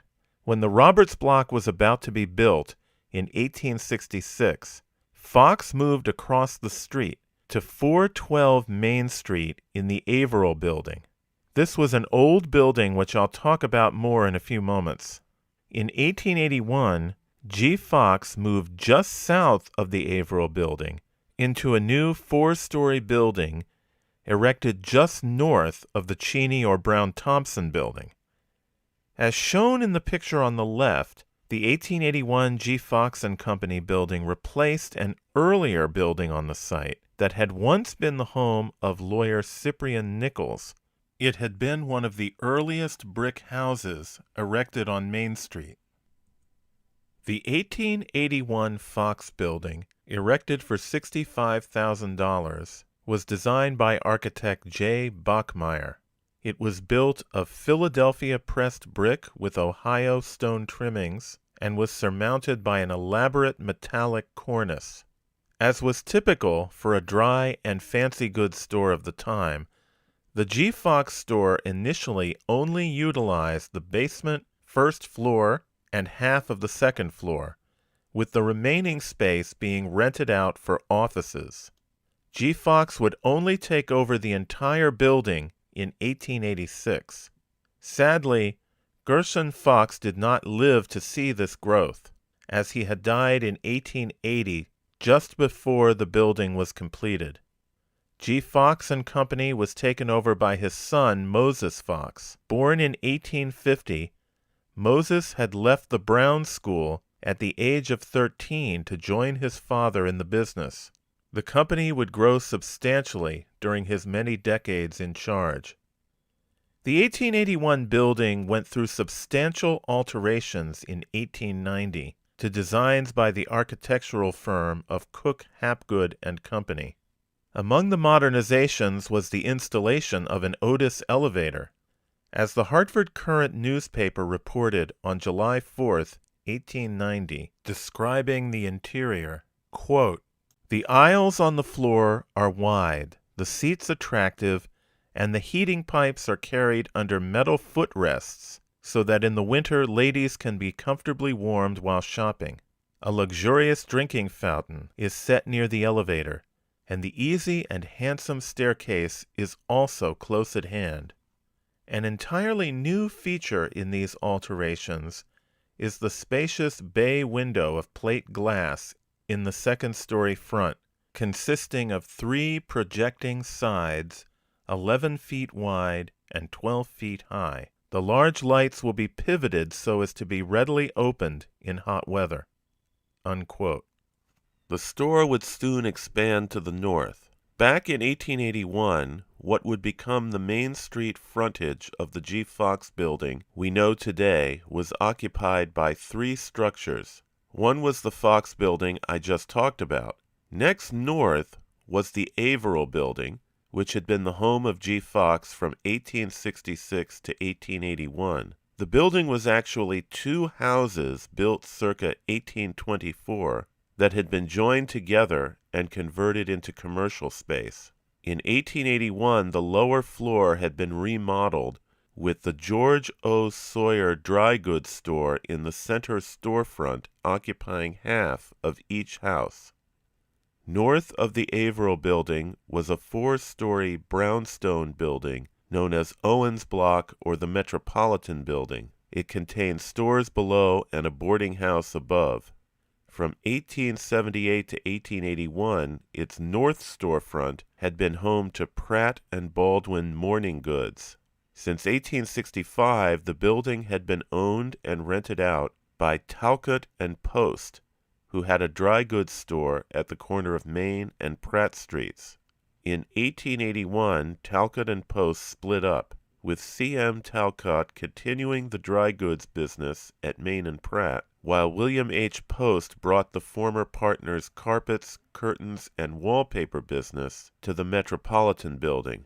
He took over the building's entire storefront space and erected a rear annex addition in 1889. As the Current reported on April 11th of that year, quote, "Out-of-town visitors have frequently expressed to the writer their surprise that a city the size of Hartford could boast of an establishment so complete in all of its details as that of William H. Post and Company. The beautiful and artistic articles kept in stock by the firm for house decoration are fully equal to those found in similar establishments in the great cities, and some visitors say that in point of taste and originality, W. H. Post and Company are far ahead even of their New York competitors." Unquote. Sadly, Post would go bankrupt just 3 years later. Just north of the Post building was a colonial house on the corner of Main and Talcott Streets. It was erected circa 1725 by Joseph Talcott, who was governor of Connecticut from 1724 to 1741. Later serving as a commercial building, the house was demolished in 1900 and replaced with a Woolworth store. On January 9th, 1887, a devastating fire destroyed the Averill building. It started in the rear of the G.O. Sawyer and Company dry goods store near the furnace. The remodeling I mentioned that took place in 1881 had removed the heavy interior walls on the first floor, replacing them with a few iron pillars to support the heavy upper floors. This made it very dangerous for the firefighters inside with the risk of collapse. The fire was also able to gain headway initially because of frozen fire hydrants. A popular reporter for the Hartford Times, Thomas R. Lawton, died from smoke inhalation after he had entered the burning building to try and ascertain the origin of the fire. The ruined structure was soon replaced by a new Averill building. This is a view of the east side of Main Street in the 1890s.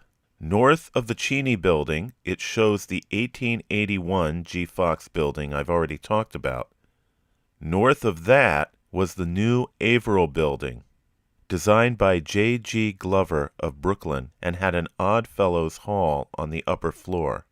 In 1891, the building was acquired by Moses Fox, who for a time continued to lease space to the building's tenants, which included George O. Sawyer, R. Ballerstein's Millinery Store, and the Charter Oak Lodge of Oddfellows. By the end of the 1890s, R. Ballerstein and Company had moved into its own new building further south on Main Street, and George O. Sawyer had moved to a building at the corner of Main and Asylum Streets, a site where Hartford's first skyscraper would be built in 1912 for the Hartford National Bank. Last to vacate were the Oddfellows in 1902. which allowed G. Fox to occupy the entire Averill building. This is a section from the Hartford Atlas of 1909. It shows Fox's properties at the time. First, along Main Street, there's the 1881 building and the Averill building. Fox's was also expanding north of Talcott Street. In 1907, it erected a 4-story storage building designed by Isaac A. Allen, Jr. In 1913, the store opened a new employee cafeteria in a former tenement across Talcott Street. The Hartford Courant at the time was very impressed that the shop girls could now save both time and car fare going home for lunch. A notable feature of the new cafe was affordability, with a variety of sandwiches available for 3 cents each, a piece of pie for 4 cents, and cereal for 6 cents. Hot soups were to be added to the menu soon. As the Courant reported on November 18, 1913, quote, "The employees are rapidly becoming acquainted with the advantages afforded them by the new lunchroom, and although it was only opened Wednesday, more than 150 were served Saturday, while more than 400 were served that evening. The rooms are so attractive and the eatables so inviting that it has been hard work to keep the general public out. Those in charge there have been constantly called upon to explain why the service is so exclusive, and some persons have turned away with an air of injured pride to think they couldn't partake of the advantages there. The seating capacity is 60. The tables, chairs, etc., and other furnishings are all new. The rooms are steam-heated and fitted with both gas and electric lights. There are mirrors in front of which the girls can arrange their hair." Unquote.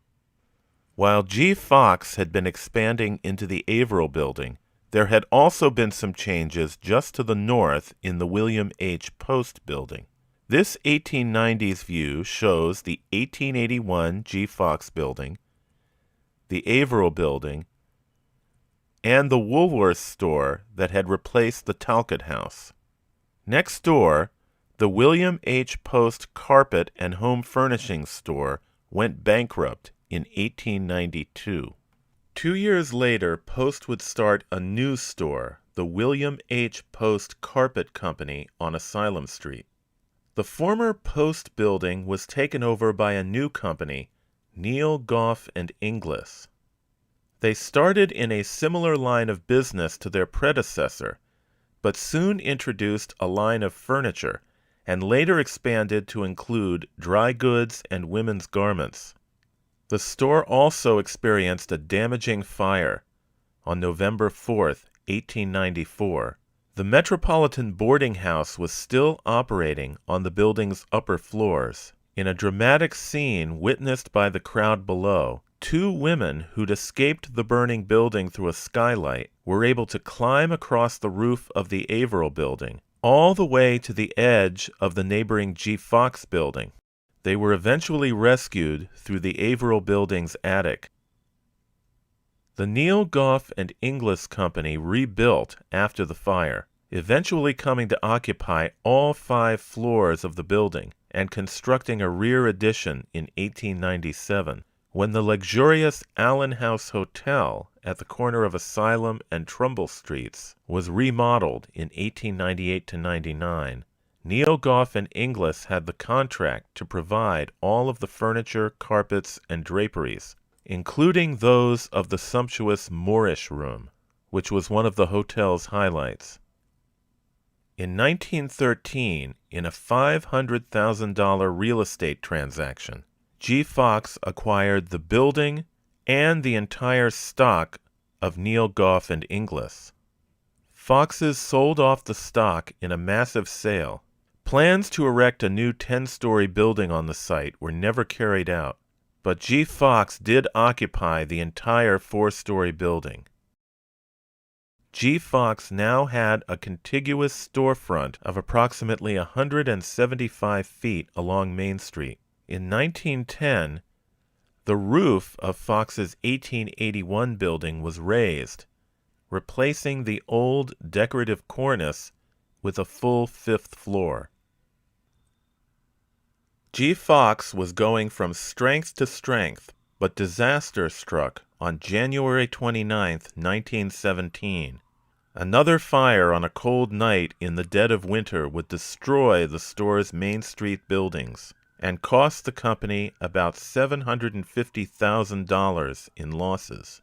The fire started around 11 p.m. on the first floor and quickly engulfed the entire structure. Every available engine and pumper in the city arrived, and firefighters battled the blaze at close range, endangered by falling windows and timbers and the fear that the west wall might crash and fall onto Main Street. Police struggled to control the watching crowds that sometimes surged forward. A few spectators even slipped past the police cordon. The theaters had just let out, and a number of well-dressed men aided the firefighters in setting their hoses. As the Hartford Courant reported the next day, on the Talcott Street side of the building, quote, men, women, and children, alert to prevent the spreading of the fire to the tenement houses, stood armed with axes, brooms, and almost everything conceivable to beat out the small fires that repeatedly started as a result of the great sparks that were flying in every direction. Unquote. The debris continued to smolder for several days afterwards, and firefighters were called back several times to douse fresh outbreaks. G. Fox and Company lay in ruins, but the store would soon rise again, bigger than ever before. To hear about how G. Fox rose from the ashes of the fire and continued its growth into the 1960s, stay tuned for Part 2 of my history of G. Fox and Company. You can also check out my book, Vanished Downtown Hartford. It's available from the History Press and various online retailers. Thanks for watching. Hi, this is Dan, and in this video, I'm going to tell you about the growth and development of G. Fox & Company department store in Hartford, Connecticut. The store closed in 1993, and its former building is now home to Capital Community College and other tenants. But many fondly recall the heyday of Fox's in the 1950s and 60s, when the store was led by Beatrice Fox Auerbach. She was the granddaughter of the retail giant's founder, Gershon Fox, who started it as a one-room fancy goods store in 1847. Just before his death in 1880, Gershon began the construction of the first G. Fox building, a 4-story structure on Main Street.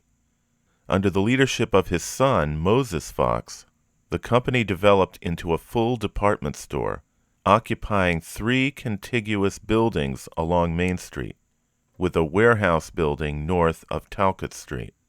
A massive fire in 1917 destroyed the G. Fox buildings along Main Street. In an earlier video, I talked about the early days of G. Fox, but in this video, I'll tell you about how the company rebuilt after the fire and, over the decades, expanded its footprint into the large building complex that is still an architectural landmark in Hartford today.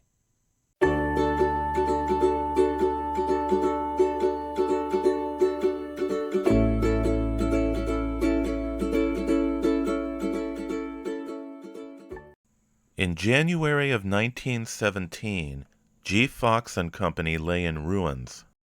At the time, Moses Fox was 66 years old, and some friends urged him not to take on the mammoth task of rebuilding, but he was determined to continue the business. In just a few weeks after the fire, G. Fox had reopened its various departments in temporary homes in several different locations downtown. Its temporary offices, pictured on the left, were located on Allen Street, in a block that has since been lost to the construction of the XL Center. The store's business records, including customer accounts, had been lost, but once the temporary office was open, customers displayed their loyalty to the store. They began showing up to pay their bills in full. Also on Allen Street was a temporary location for the women's garments and shoe departments. While Fox's Main Street buildings had been destroyed, its structures on the north side of Talcott Street had survived. These were the 1907 warehouse building, shown on the right in this picture, and a neighboring tenement house, which since 1913 had been the home of Fox's employee cafeteria. These buildings were quickly adapted for the needs of the moment. The tenement house on the left now housed notions, corsets, and toiletries, while the warehouse on the right was converted to showcase furniture, draperies, rugs, and household wares. But these were truly temporary locations, because in a mere 2 months after the fire, in April 1917, the various departments, except for those in the warehouse, were reunited in a newly constructed temporary home, erected by Fox's with unprecedented speed. The new building had entrances on Church, Pratt, and Trumbull Streets. A row of 4 stores were demolished for the Trumbull Street wing of the building. This is a view of the east side of Trumbull Street between Church and Pratt Streets in 1920.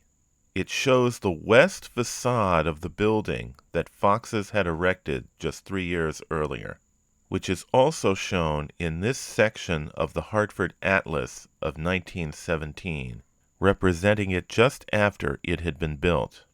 On the north, the building connected to Church Street via an arcade. On the south, the building extended to Pratt Street. This had been the location of a Greek Revival-style building, erected in the early 19th century, that once had been the home of the Hartford Female Seminary, a school for girls run by Catherine Beecher, the sister of author Harriet Beecher Stowe. More recently, the building had been known as Cheney Hall and had been home to the Goodwill Club. The building was demolished in early 1917 to make way for the Pratt Street facade of G. Fox's new temporary home, which matched the architecture of the Trumbull Street facade shown on the left. G. Fox would only need this temporary store for 1 year because at the same time it was being set up, the store was rapidly moving forward with clearing out the site of the fire and erecting its new permanent home, which would open in April of 1918. With 11 stories and a basement, the new building would quadruple the space G. Fox & Company had from before the fire. Designed by the famous architect Cass Gilbert, the new G. Fox building was described by the Hartford Courant on January 27, 1918. Quote, "The front of the building is sightly yet businesslike in the extreme. It is built of white brick that promises to wear well and show the building up well without making it too conspicuous. The front of the building is faced with stone. There is a limestone facade across the entire front, extending up as far as the second story, framing the big windows and huge showcases. 2 marquees of ornamental metal artistically designed are suspended above the 2 main entrances on Main Street, one on the north and the other on the south side of the stretch. Beginning at the 9th floor, there are marble pillars, 8 of them, each 2 stories high, reaching from the bottom of the 9th story to the top of the 10th. The pillars have ornamental bases and tops, and a row of marble runs across the building at the top of the 10th story, and another row beneath the 9th story, marking the cornice. There is a less ostentatious row at the very top of the 11th story, crowning the building. The work on the 9th and 10th stories is the real crown of the building, however, and even as far in the air as it is, makes a beautiful sight." Unquote.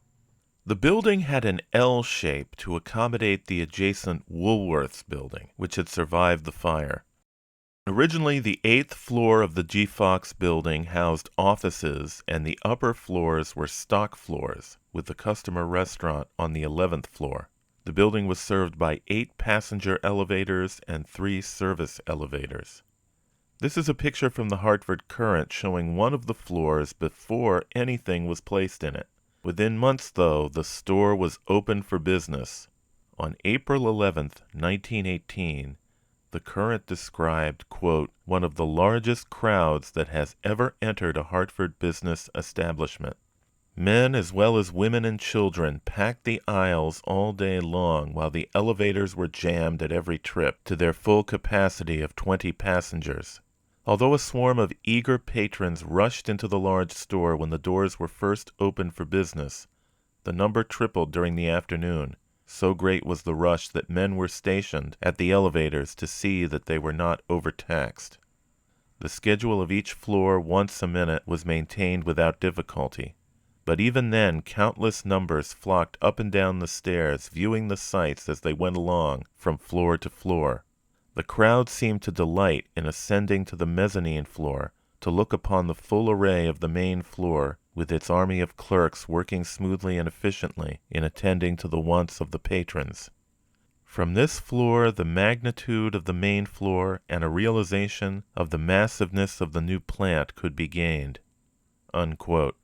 This picture shows the entrance to the store's bargain basement. G. Fox's thrift basement store opened in 1919 and was converted from a storage area. It was an early example of this type of discount store, following the model of Filene's Basement in Boston, which first opened 10 years earlier in 1909. At the same time as the construction of the 11-story main store building, a new 8-story shipping and storage building was erected on Talcott Street.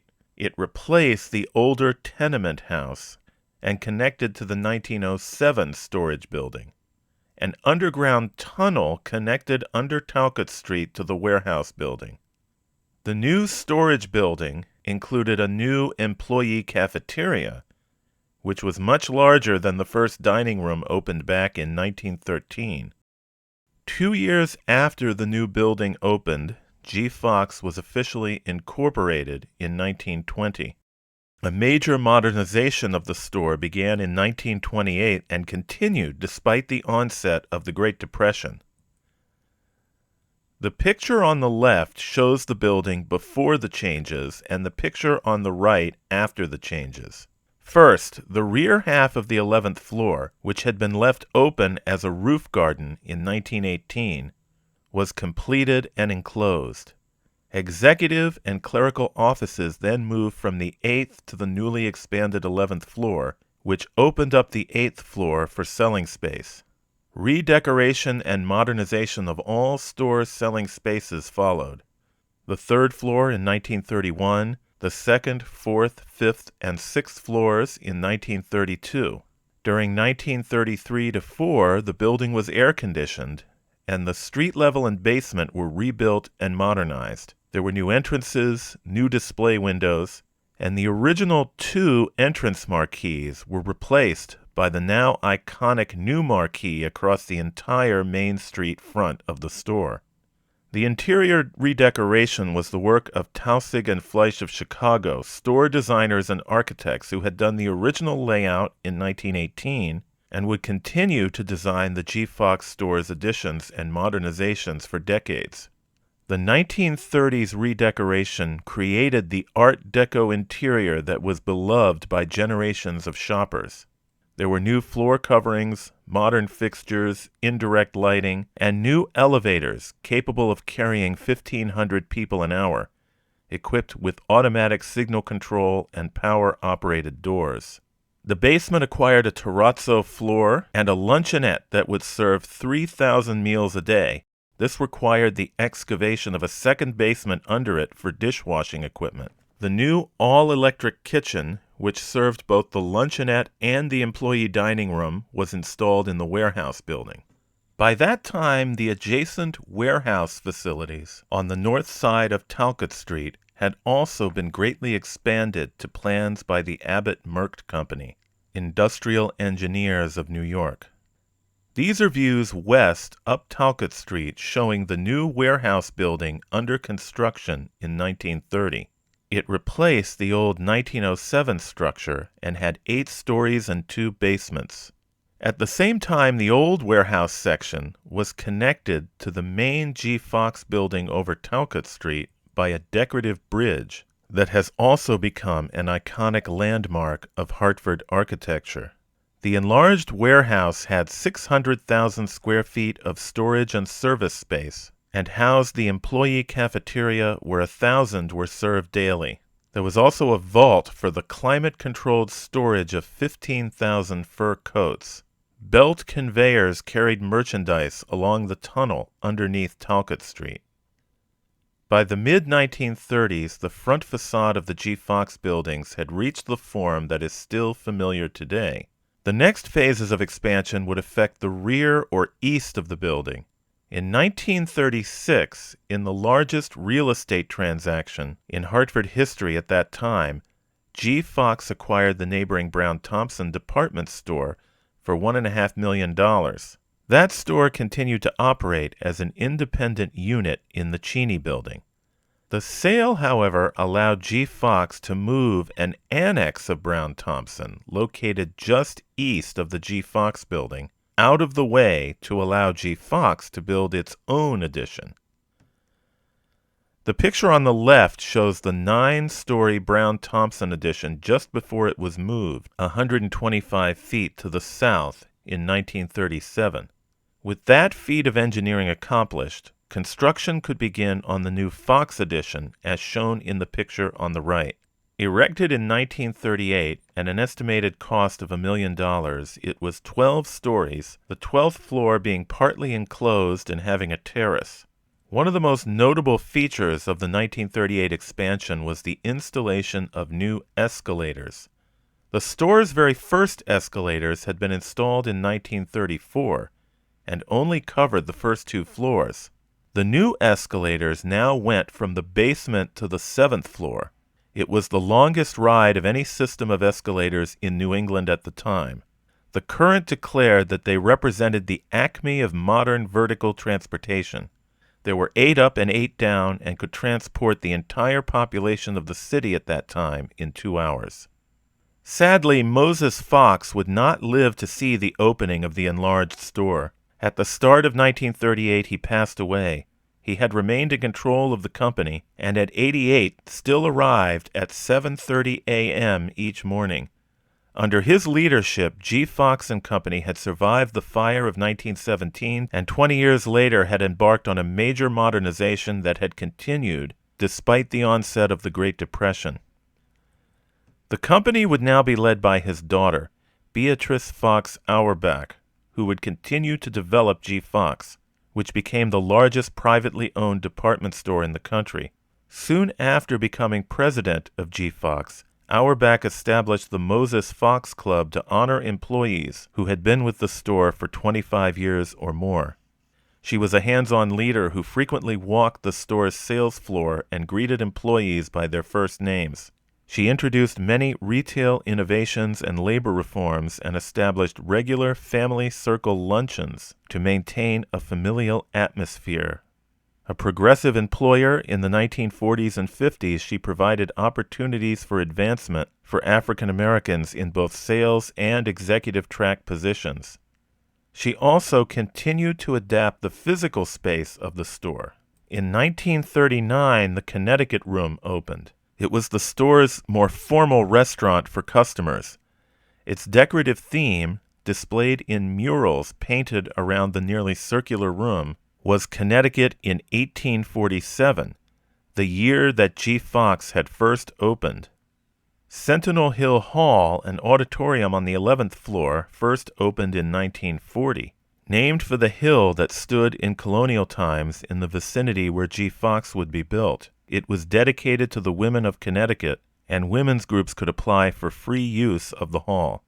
On February 1st to 3rd, 1940, a section of the 8th floor was set aside for the very first demonstration of television in Connecticut. By 1954, the store was bursting at the seams and needed even more selling space.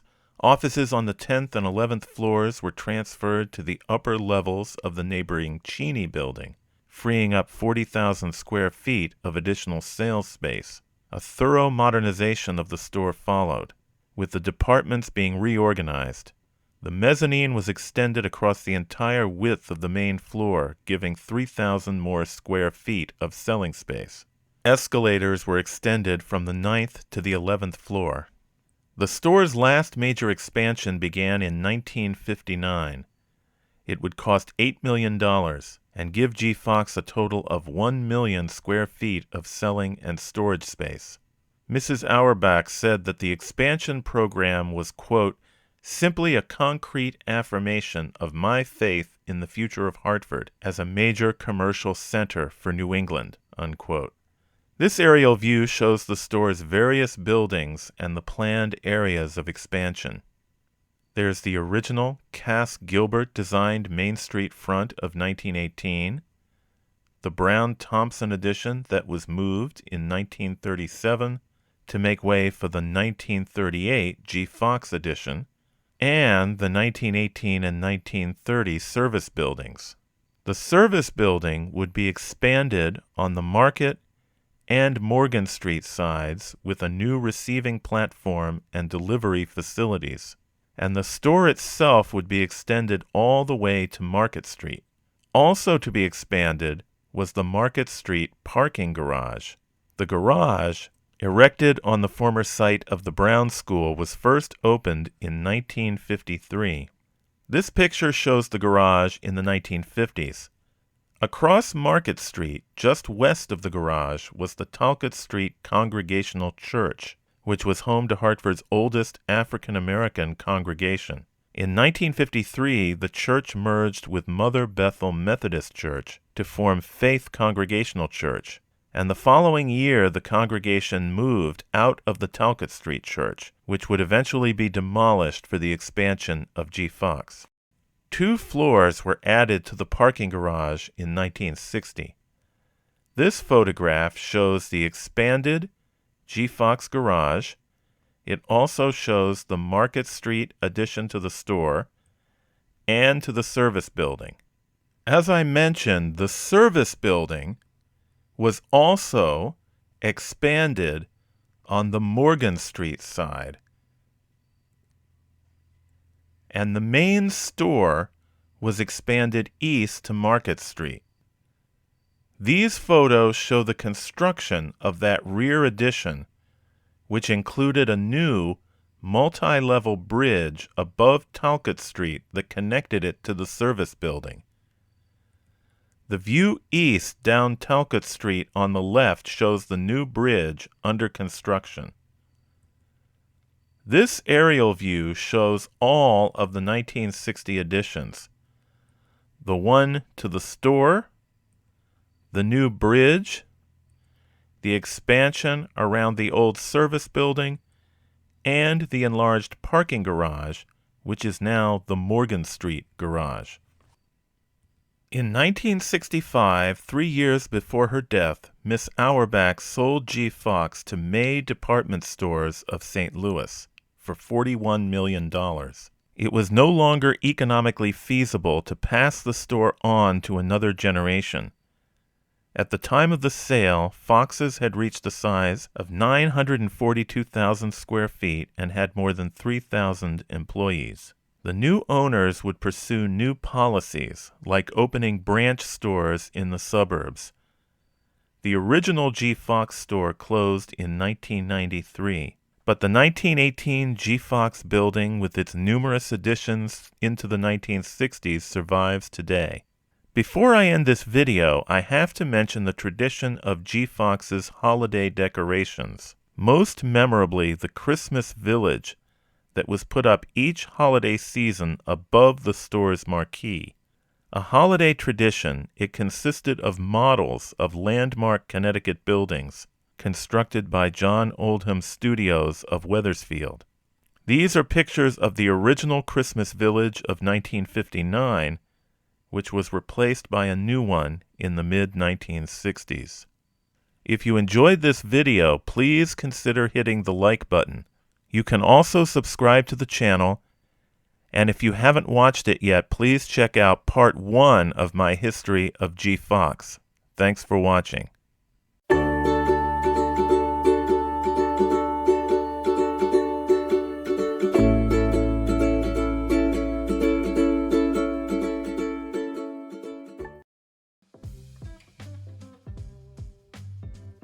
Hello, my name is Dan, and this is a video about a well-remembered Christmas tradition that once delighted holiday shoppers in Hartford, Connecticut.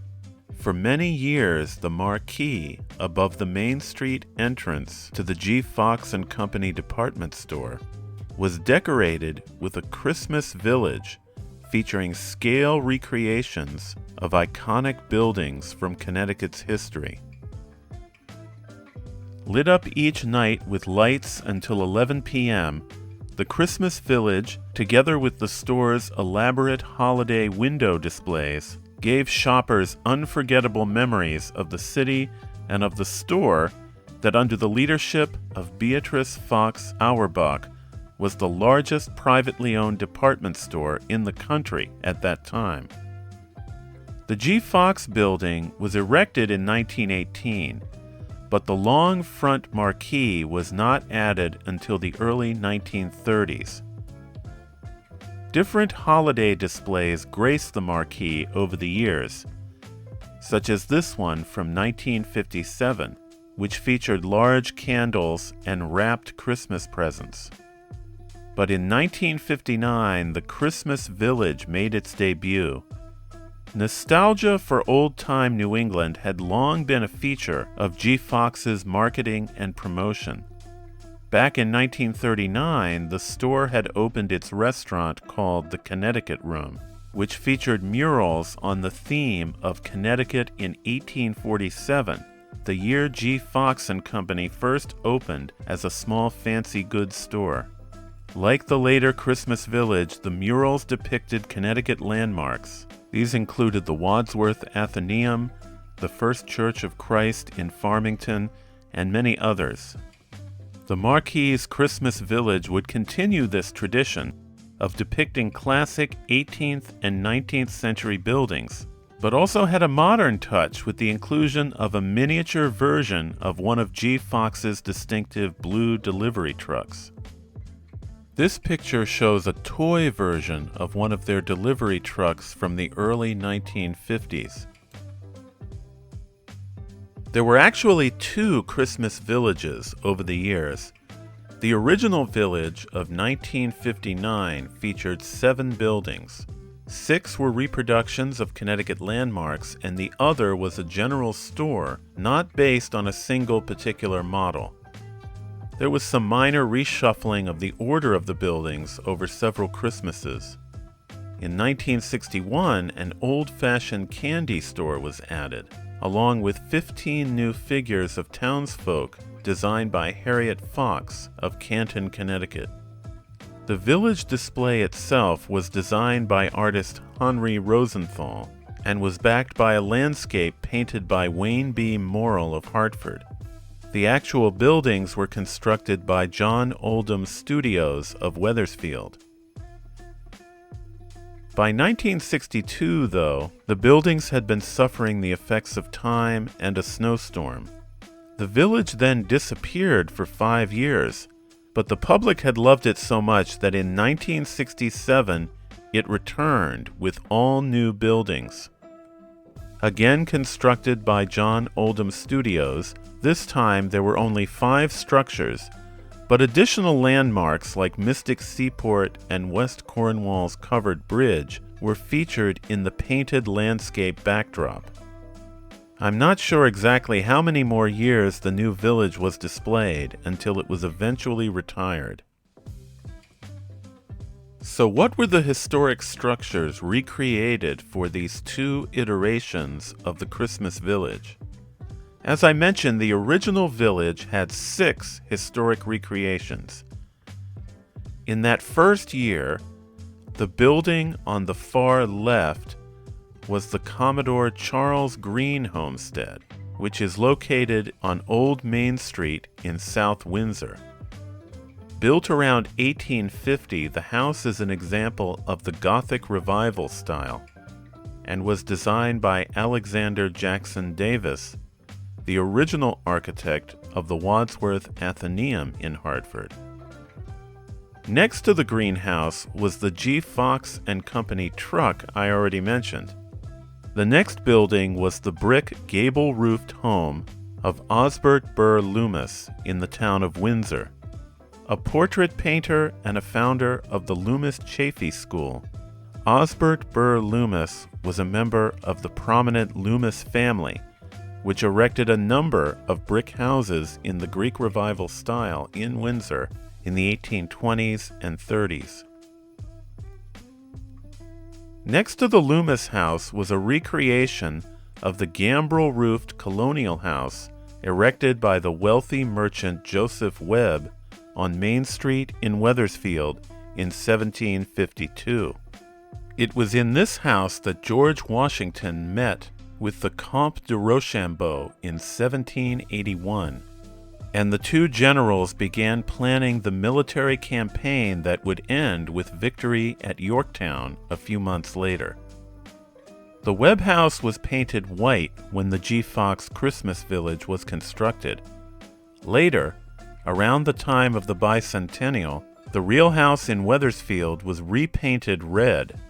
A few years ago, however, the house was repainted to reflect how it would have looked in the 1820s when its Greek Revival front portico was added. The house is now part of the Webb Dean Stevens Museum in Wethersfield. The center of a colonial New England town was the Meeting House, here represented by the Federal-style First Congregational Church of Litchfield, erected in 1829.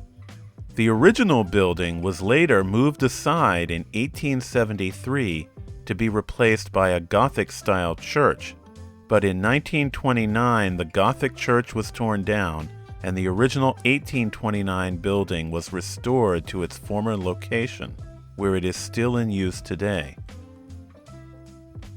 The next building, with its distinctive colonial saltbox shape, was the Noah Webster House. The real house was built in 1748 in West Hartford. Noah Webster, the lexicographer famed for his blueback speller and American Dictionary of the English Language, was born in the house in 1758. The Noah Webster House is now a museum and is also the home of the West Hartford Historical Society. Next to the Noah Webster House in the Christmas Village was the General Store, which, as I mentioned, was not a reproduction of a particular building. The last house in the village was the Nathan Hale Homestead, which is also a museum today. Located in Coventry, the house was built on the family homestead by Deacon Richard Hale in 1776. The same year his son Nathan was famously captured by the British and hanged as a spy in New York. The G. Fox Christmas Village's recreation of the house featured only part of the original building's long rear L. Right next to the Hale homestead, Santa Claus appeared in his sleigh pulled by reindeer. The first Christmas Village of 1959 featured a good representative sample of architectural styles. For the colonial period, the Webster and Hale homes were examples of colonial farmhouses, while the Webb House was a colonial merchant's mansion. Three major styles of the first half of the 19th century were also featured: the Federal, Greek Revival, and Gothic Revival styles. The various buildings also brought to mind a number of notable historical figures. The second Christmas Village of 1967 had fewer model buildings, but represented additional landmarks in the painted background, including the Nathan Hale Homestead.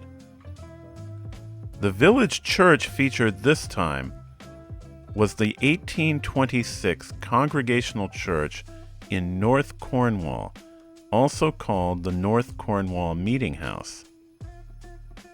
Turning to the other four buildings, they were again notable historical and architectural landmarks. One was the Henry Whitfield House in Guilford. Now a museum, it was built in 1639, which makes it the oldest house in Connecticut and the oldest stone house in all of New England. The 1876 Goodspeed Opera House is still in operation today, entertaining theater-goers in East Haddam. The grand side portico of the Cowles House in Farmington represents the delicate classical detailing of the Federal style. A brick house, it was built in 1803 by Solomon Cowles for his son George, who later served as the Adjutant General of the state of Connecticut from 1823 to 1834. The final building of the 1967 village brings us back to early colonial days. It recreates the facade of the Butoff Williams House, which is located on Broad Street in Wethersfield. Built in 1711, it is a classic center chimney house with diamond-paned casement windows. The house inspired the writing of the classic 1958 book, The Witch of Blackbird Pond, by Elizabeth George Sphere. Like the Whitfield House, the Butoff Williams House is also a museum today. The second G. Fox & Company Christmas Village continued the tradition of its predecessor. It presented two examples of the earliest colonial-style buildings, together with three ornate 19th century structures. Both the 1959 and the 1967 villages were treasured by local residents and the many visitors who came to Hartford during the holiday season, and they are still missed today by those who experienced them in person. The 8mm movie shown at the start of this video was recorded in December of 1960 by James H. Buchanan, a Hartford bus driver. You can find the full movie on Robert James Ellis's YouTube channel called Enjoy Today 2, which I'll link in the description below. I'll also link my two videos about the history of G. Fox & Company in the description below. If you enjoyed this video, please consider hitting the like button. Remember to also hit the subscribe button. Thanks for watching.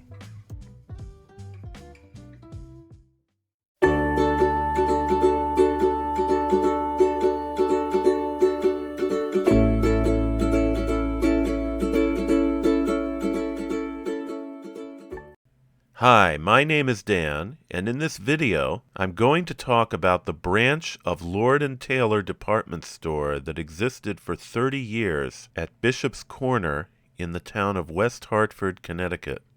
Opened in 1953, the store was a striking example of mid-century modern design and featured extensive landscaping. Lord & Taylor West Hartford officially opened on February 25, 1953. But searchlights pierced the sky the night before for a special gala preview that attracted a record crowd of more than 35,000 people.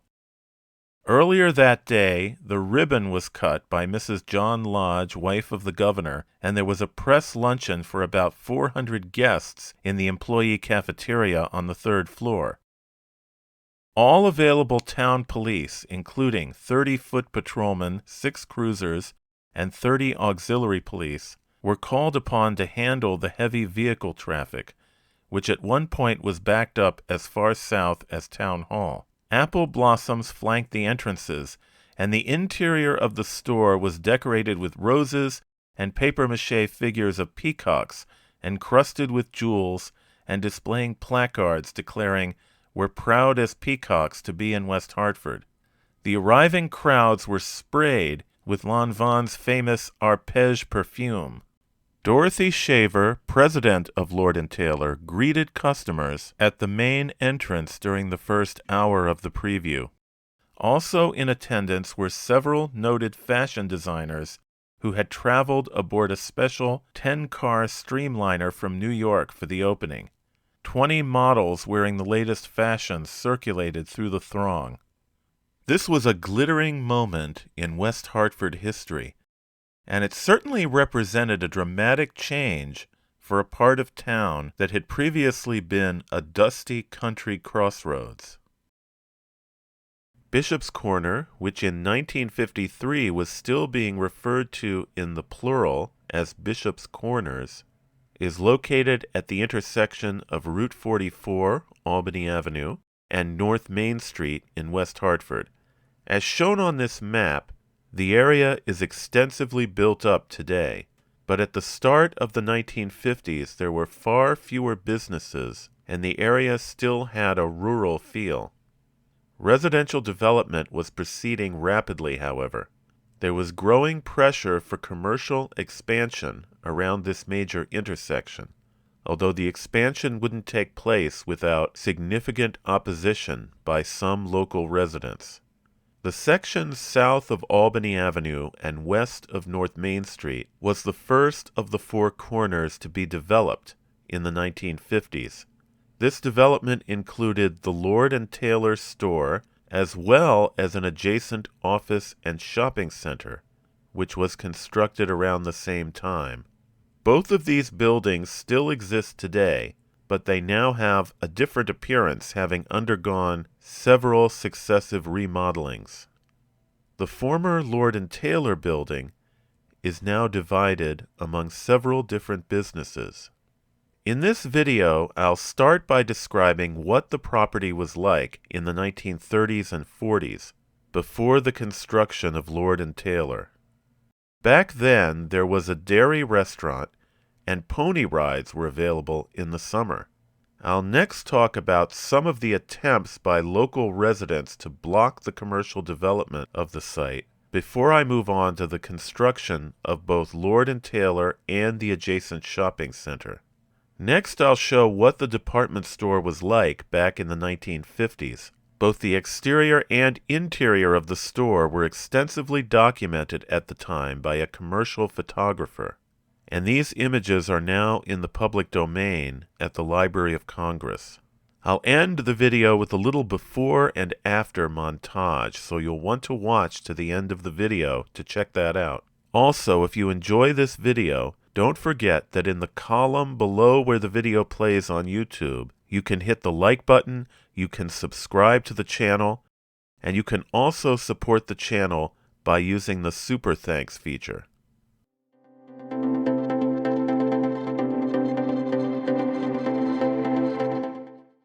As I mentioned, Lord Taylor and the adjoining retail complex would be built on the southwest corner of North Main Street and Albany Avenue. Almost 2 decades earlier, on June 17, 1933, part of this property became the home of a newly opened restaurant. It was run by Charles M. Pierce as a franchise of the Dutchland Farms chain of roadside restaurants.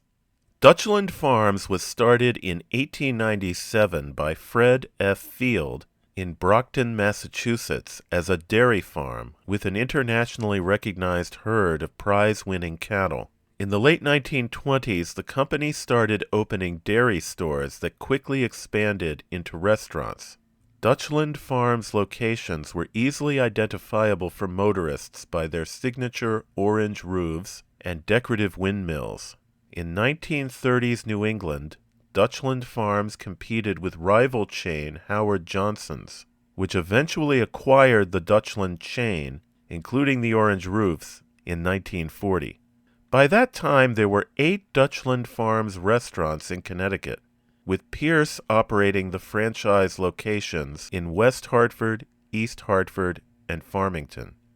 In 1941, the Hartford Courant newspaper reported that the West Hartford location was one of the first to put into operation a machine called the Burger Master, manufactured by Patented Appliances, Inc. of Old Saybrook. This device ensured that every hamburger patty would come out the same size.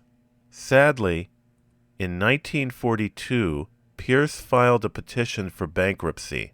Early the following year, the contents of his East Hartford and Farmington restaurants were auctioned off. By 1946, the East Hartford building had become home to Wayne's apparel store.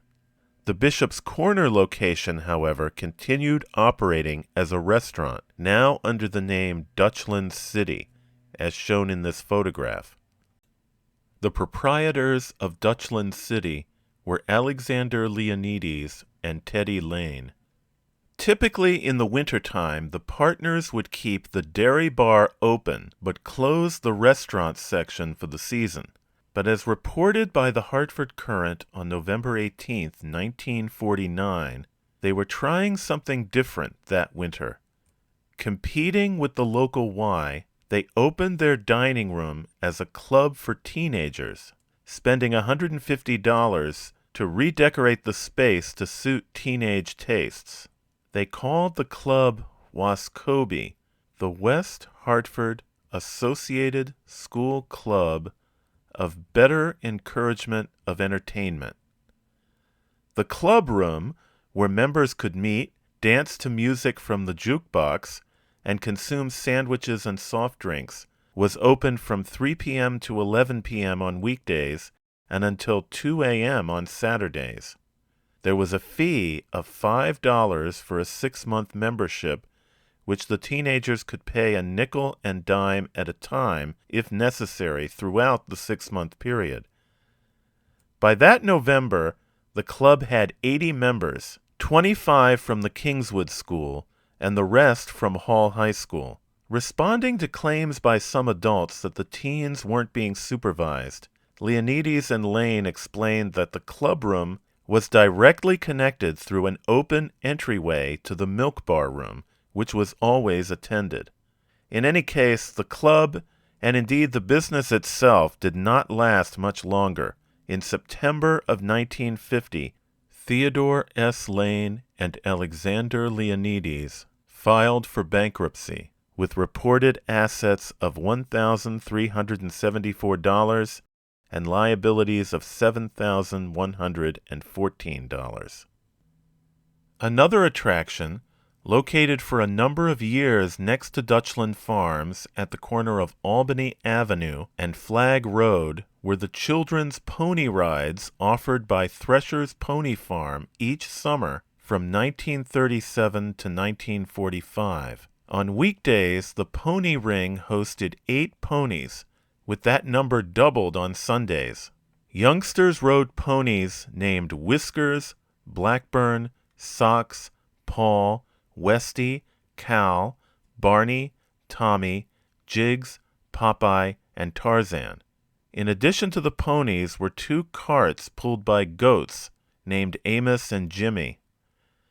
Sadly, this summer tradition was ended after 8 years when, in March of 1946, Thresher's application to operate the pony ride for the upcoming summer was rejected by the town's zoning board after it received complaints that the pony rides were detrimental to the neighborhood and a traffic and safety hazard.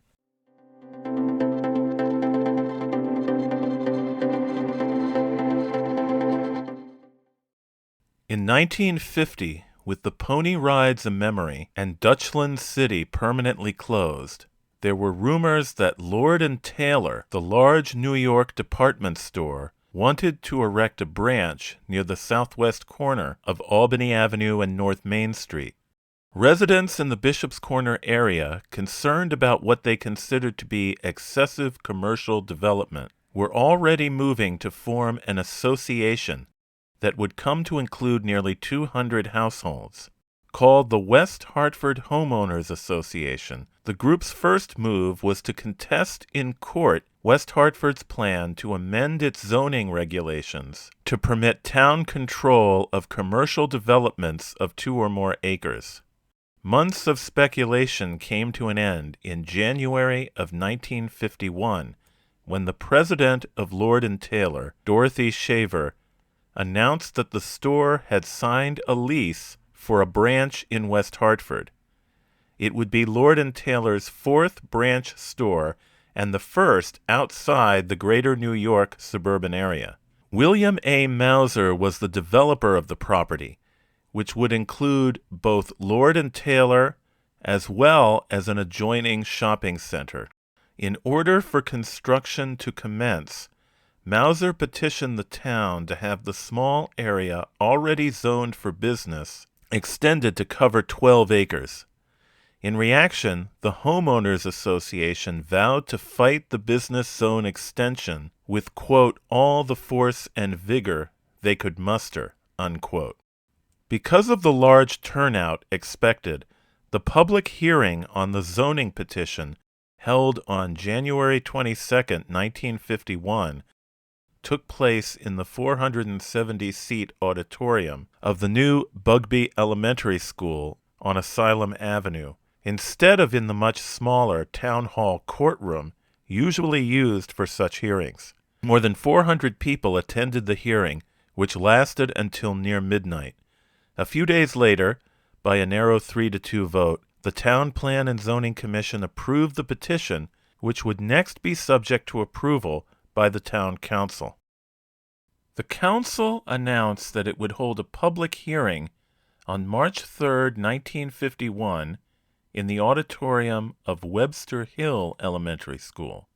The school was chosen because the Hall High School auditorium was unavailable due to a dance that night, and the Bugby Auditorium was unavailable due to a Junior League production.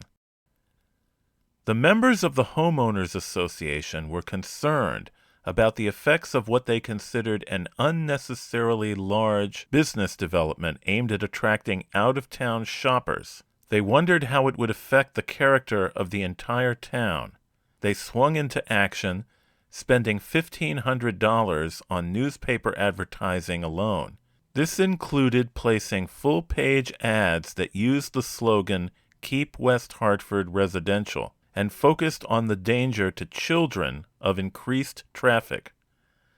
Accepting that some expansion was necessary, they wanted an overall plan for all four corners that would restrict development to the very limited areas already zoned for business. The developer Mauser responded that such a proposal could never be successful, in large part because it didn't provide for essential off-street parking lots. As an alternative to the Lord and Taylor project, the Homeowners Association even urged the town to look at an earlier redevelopment plan, one that had been rejected back in 1947. This impractical plan had contemplated a much smaller commercial area, focused on just local needs surrounding a parking lot right at the center of the intersection of Albany Avenue and North Main Street, with traffic being routed in a circle around it. A few days after the March 3rd hearing at Webster Hill Elementary School, which lasted from 8 p.m. to 12:40 a.m., the Town Council voted 5-2 in favor of the zone change. The Homeowners Association now challenged the decision in court. The case went all the way to the state Supreme Court, which endorsed the zoning change in January of 1952. Now the construction had the go-ahead. The groundbreaking took place on Monday, March 31st, 1952.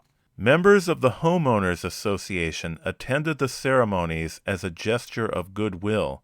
Contentiousness would, however, continue for the next several years as local homeowners battled further zone changes and the town grappled with various development plans for the remainder of Bishop's Corner. A homeowners group active in 1954 was even known as the Suburban Traffic and Safety Association. A few months after work began on the Lord and Taylor store, work also commenced on the shopping center next door. For its construction to begin, the former Dutchland Farms building had to be demolished.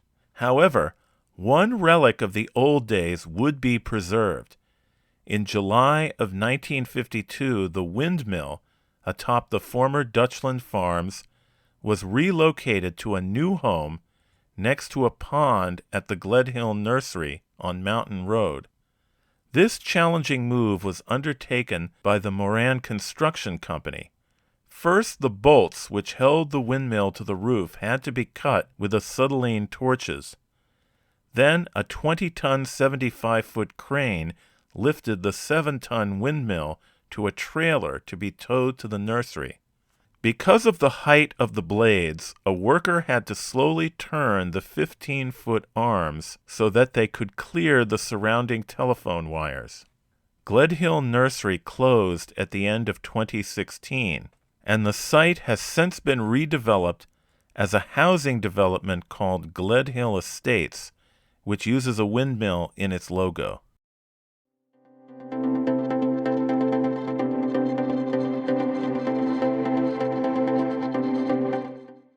This aerial view from the 1950s shows both the completed Lord & Taylor and the adjacent building, which was finished a little over a year later. At the time, the area to the east across North Main Street still contained some private homes, as well as Bon & Bill's fruit and vegetable stand. This entire block would soon be developed as well.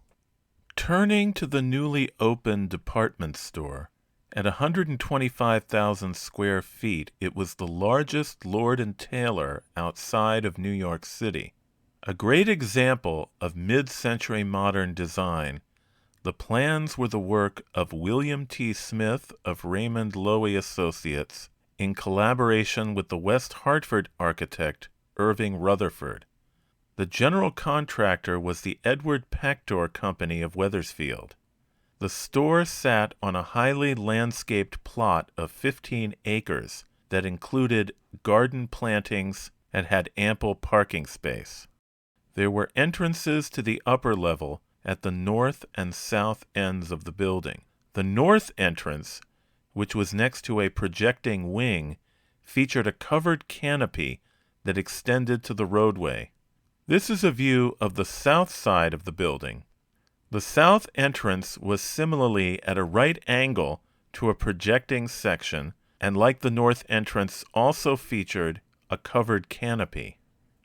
As I mentioned, much attention was devoted to landscaping, most notably to a sunken area on the east side of the building that connected to its lower level.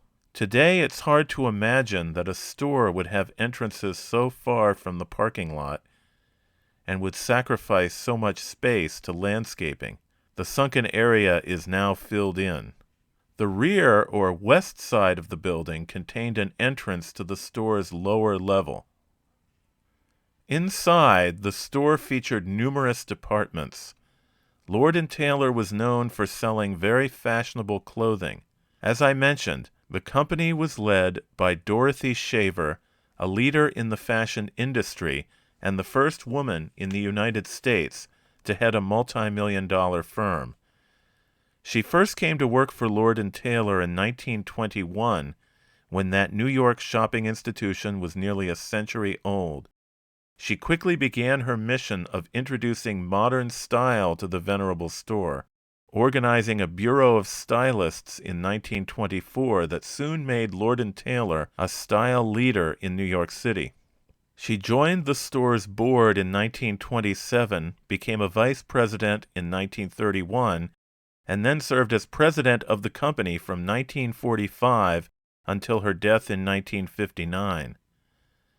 When Lord & Taylor's West Hartford branch opened in 1953, it was welcomed in newspaper adverts by many local businesses, including contractors who had worked on the store. The upper half of this advertisement shows the employee cafeteria located on the third floor known as the penthouse.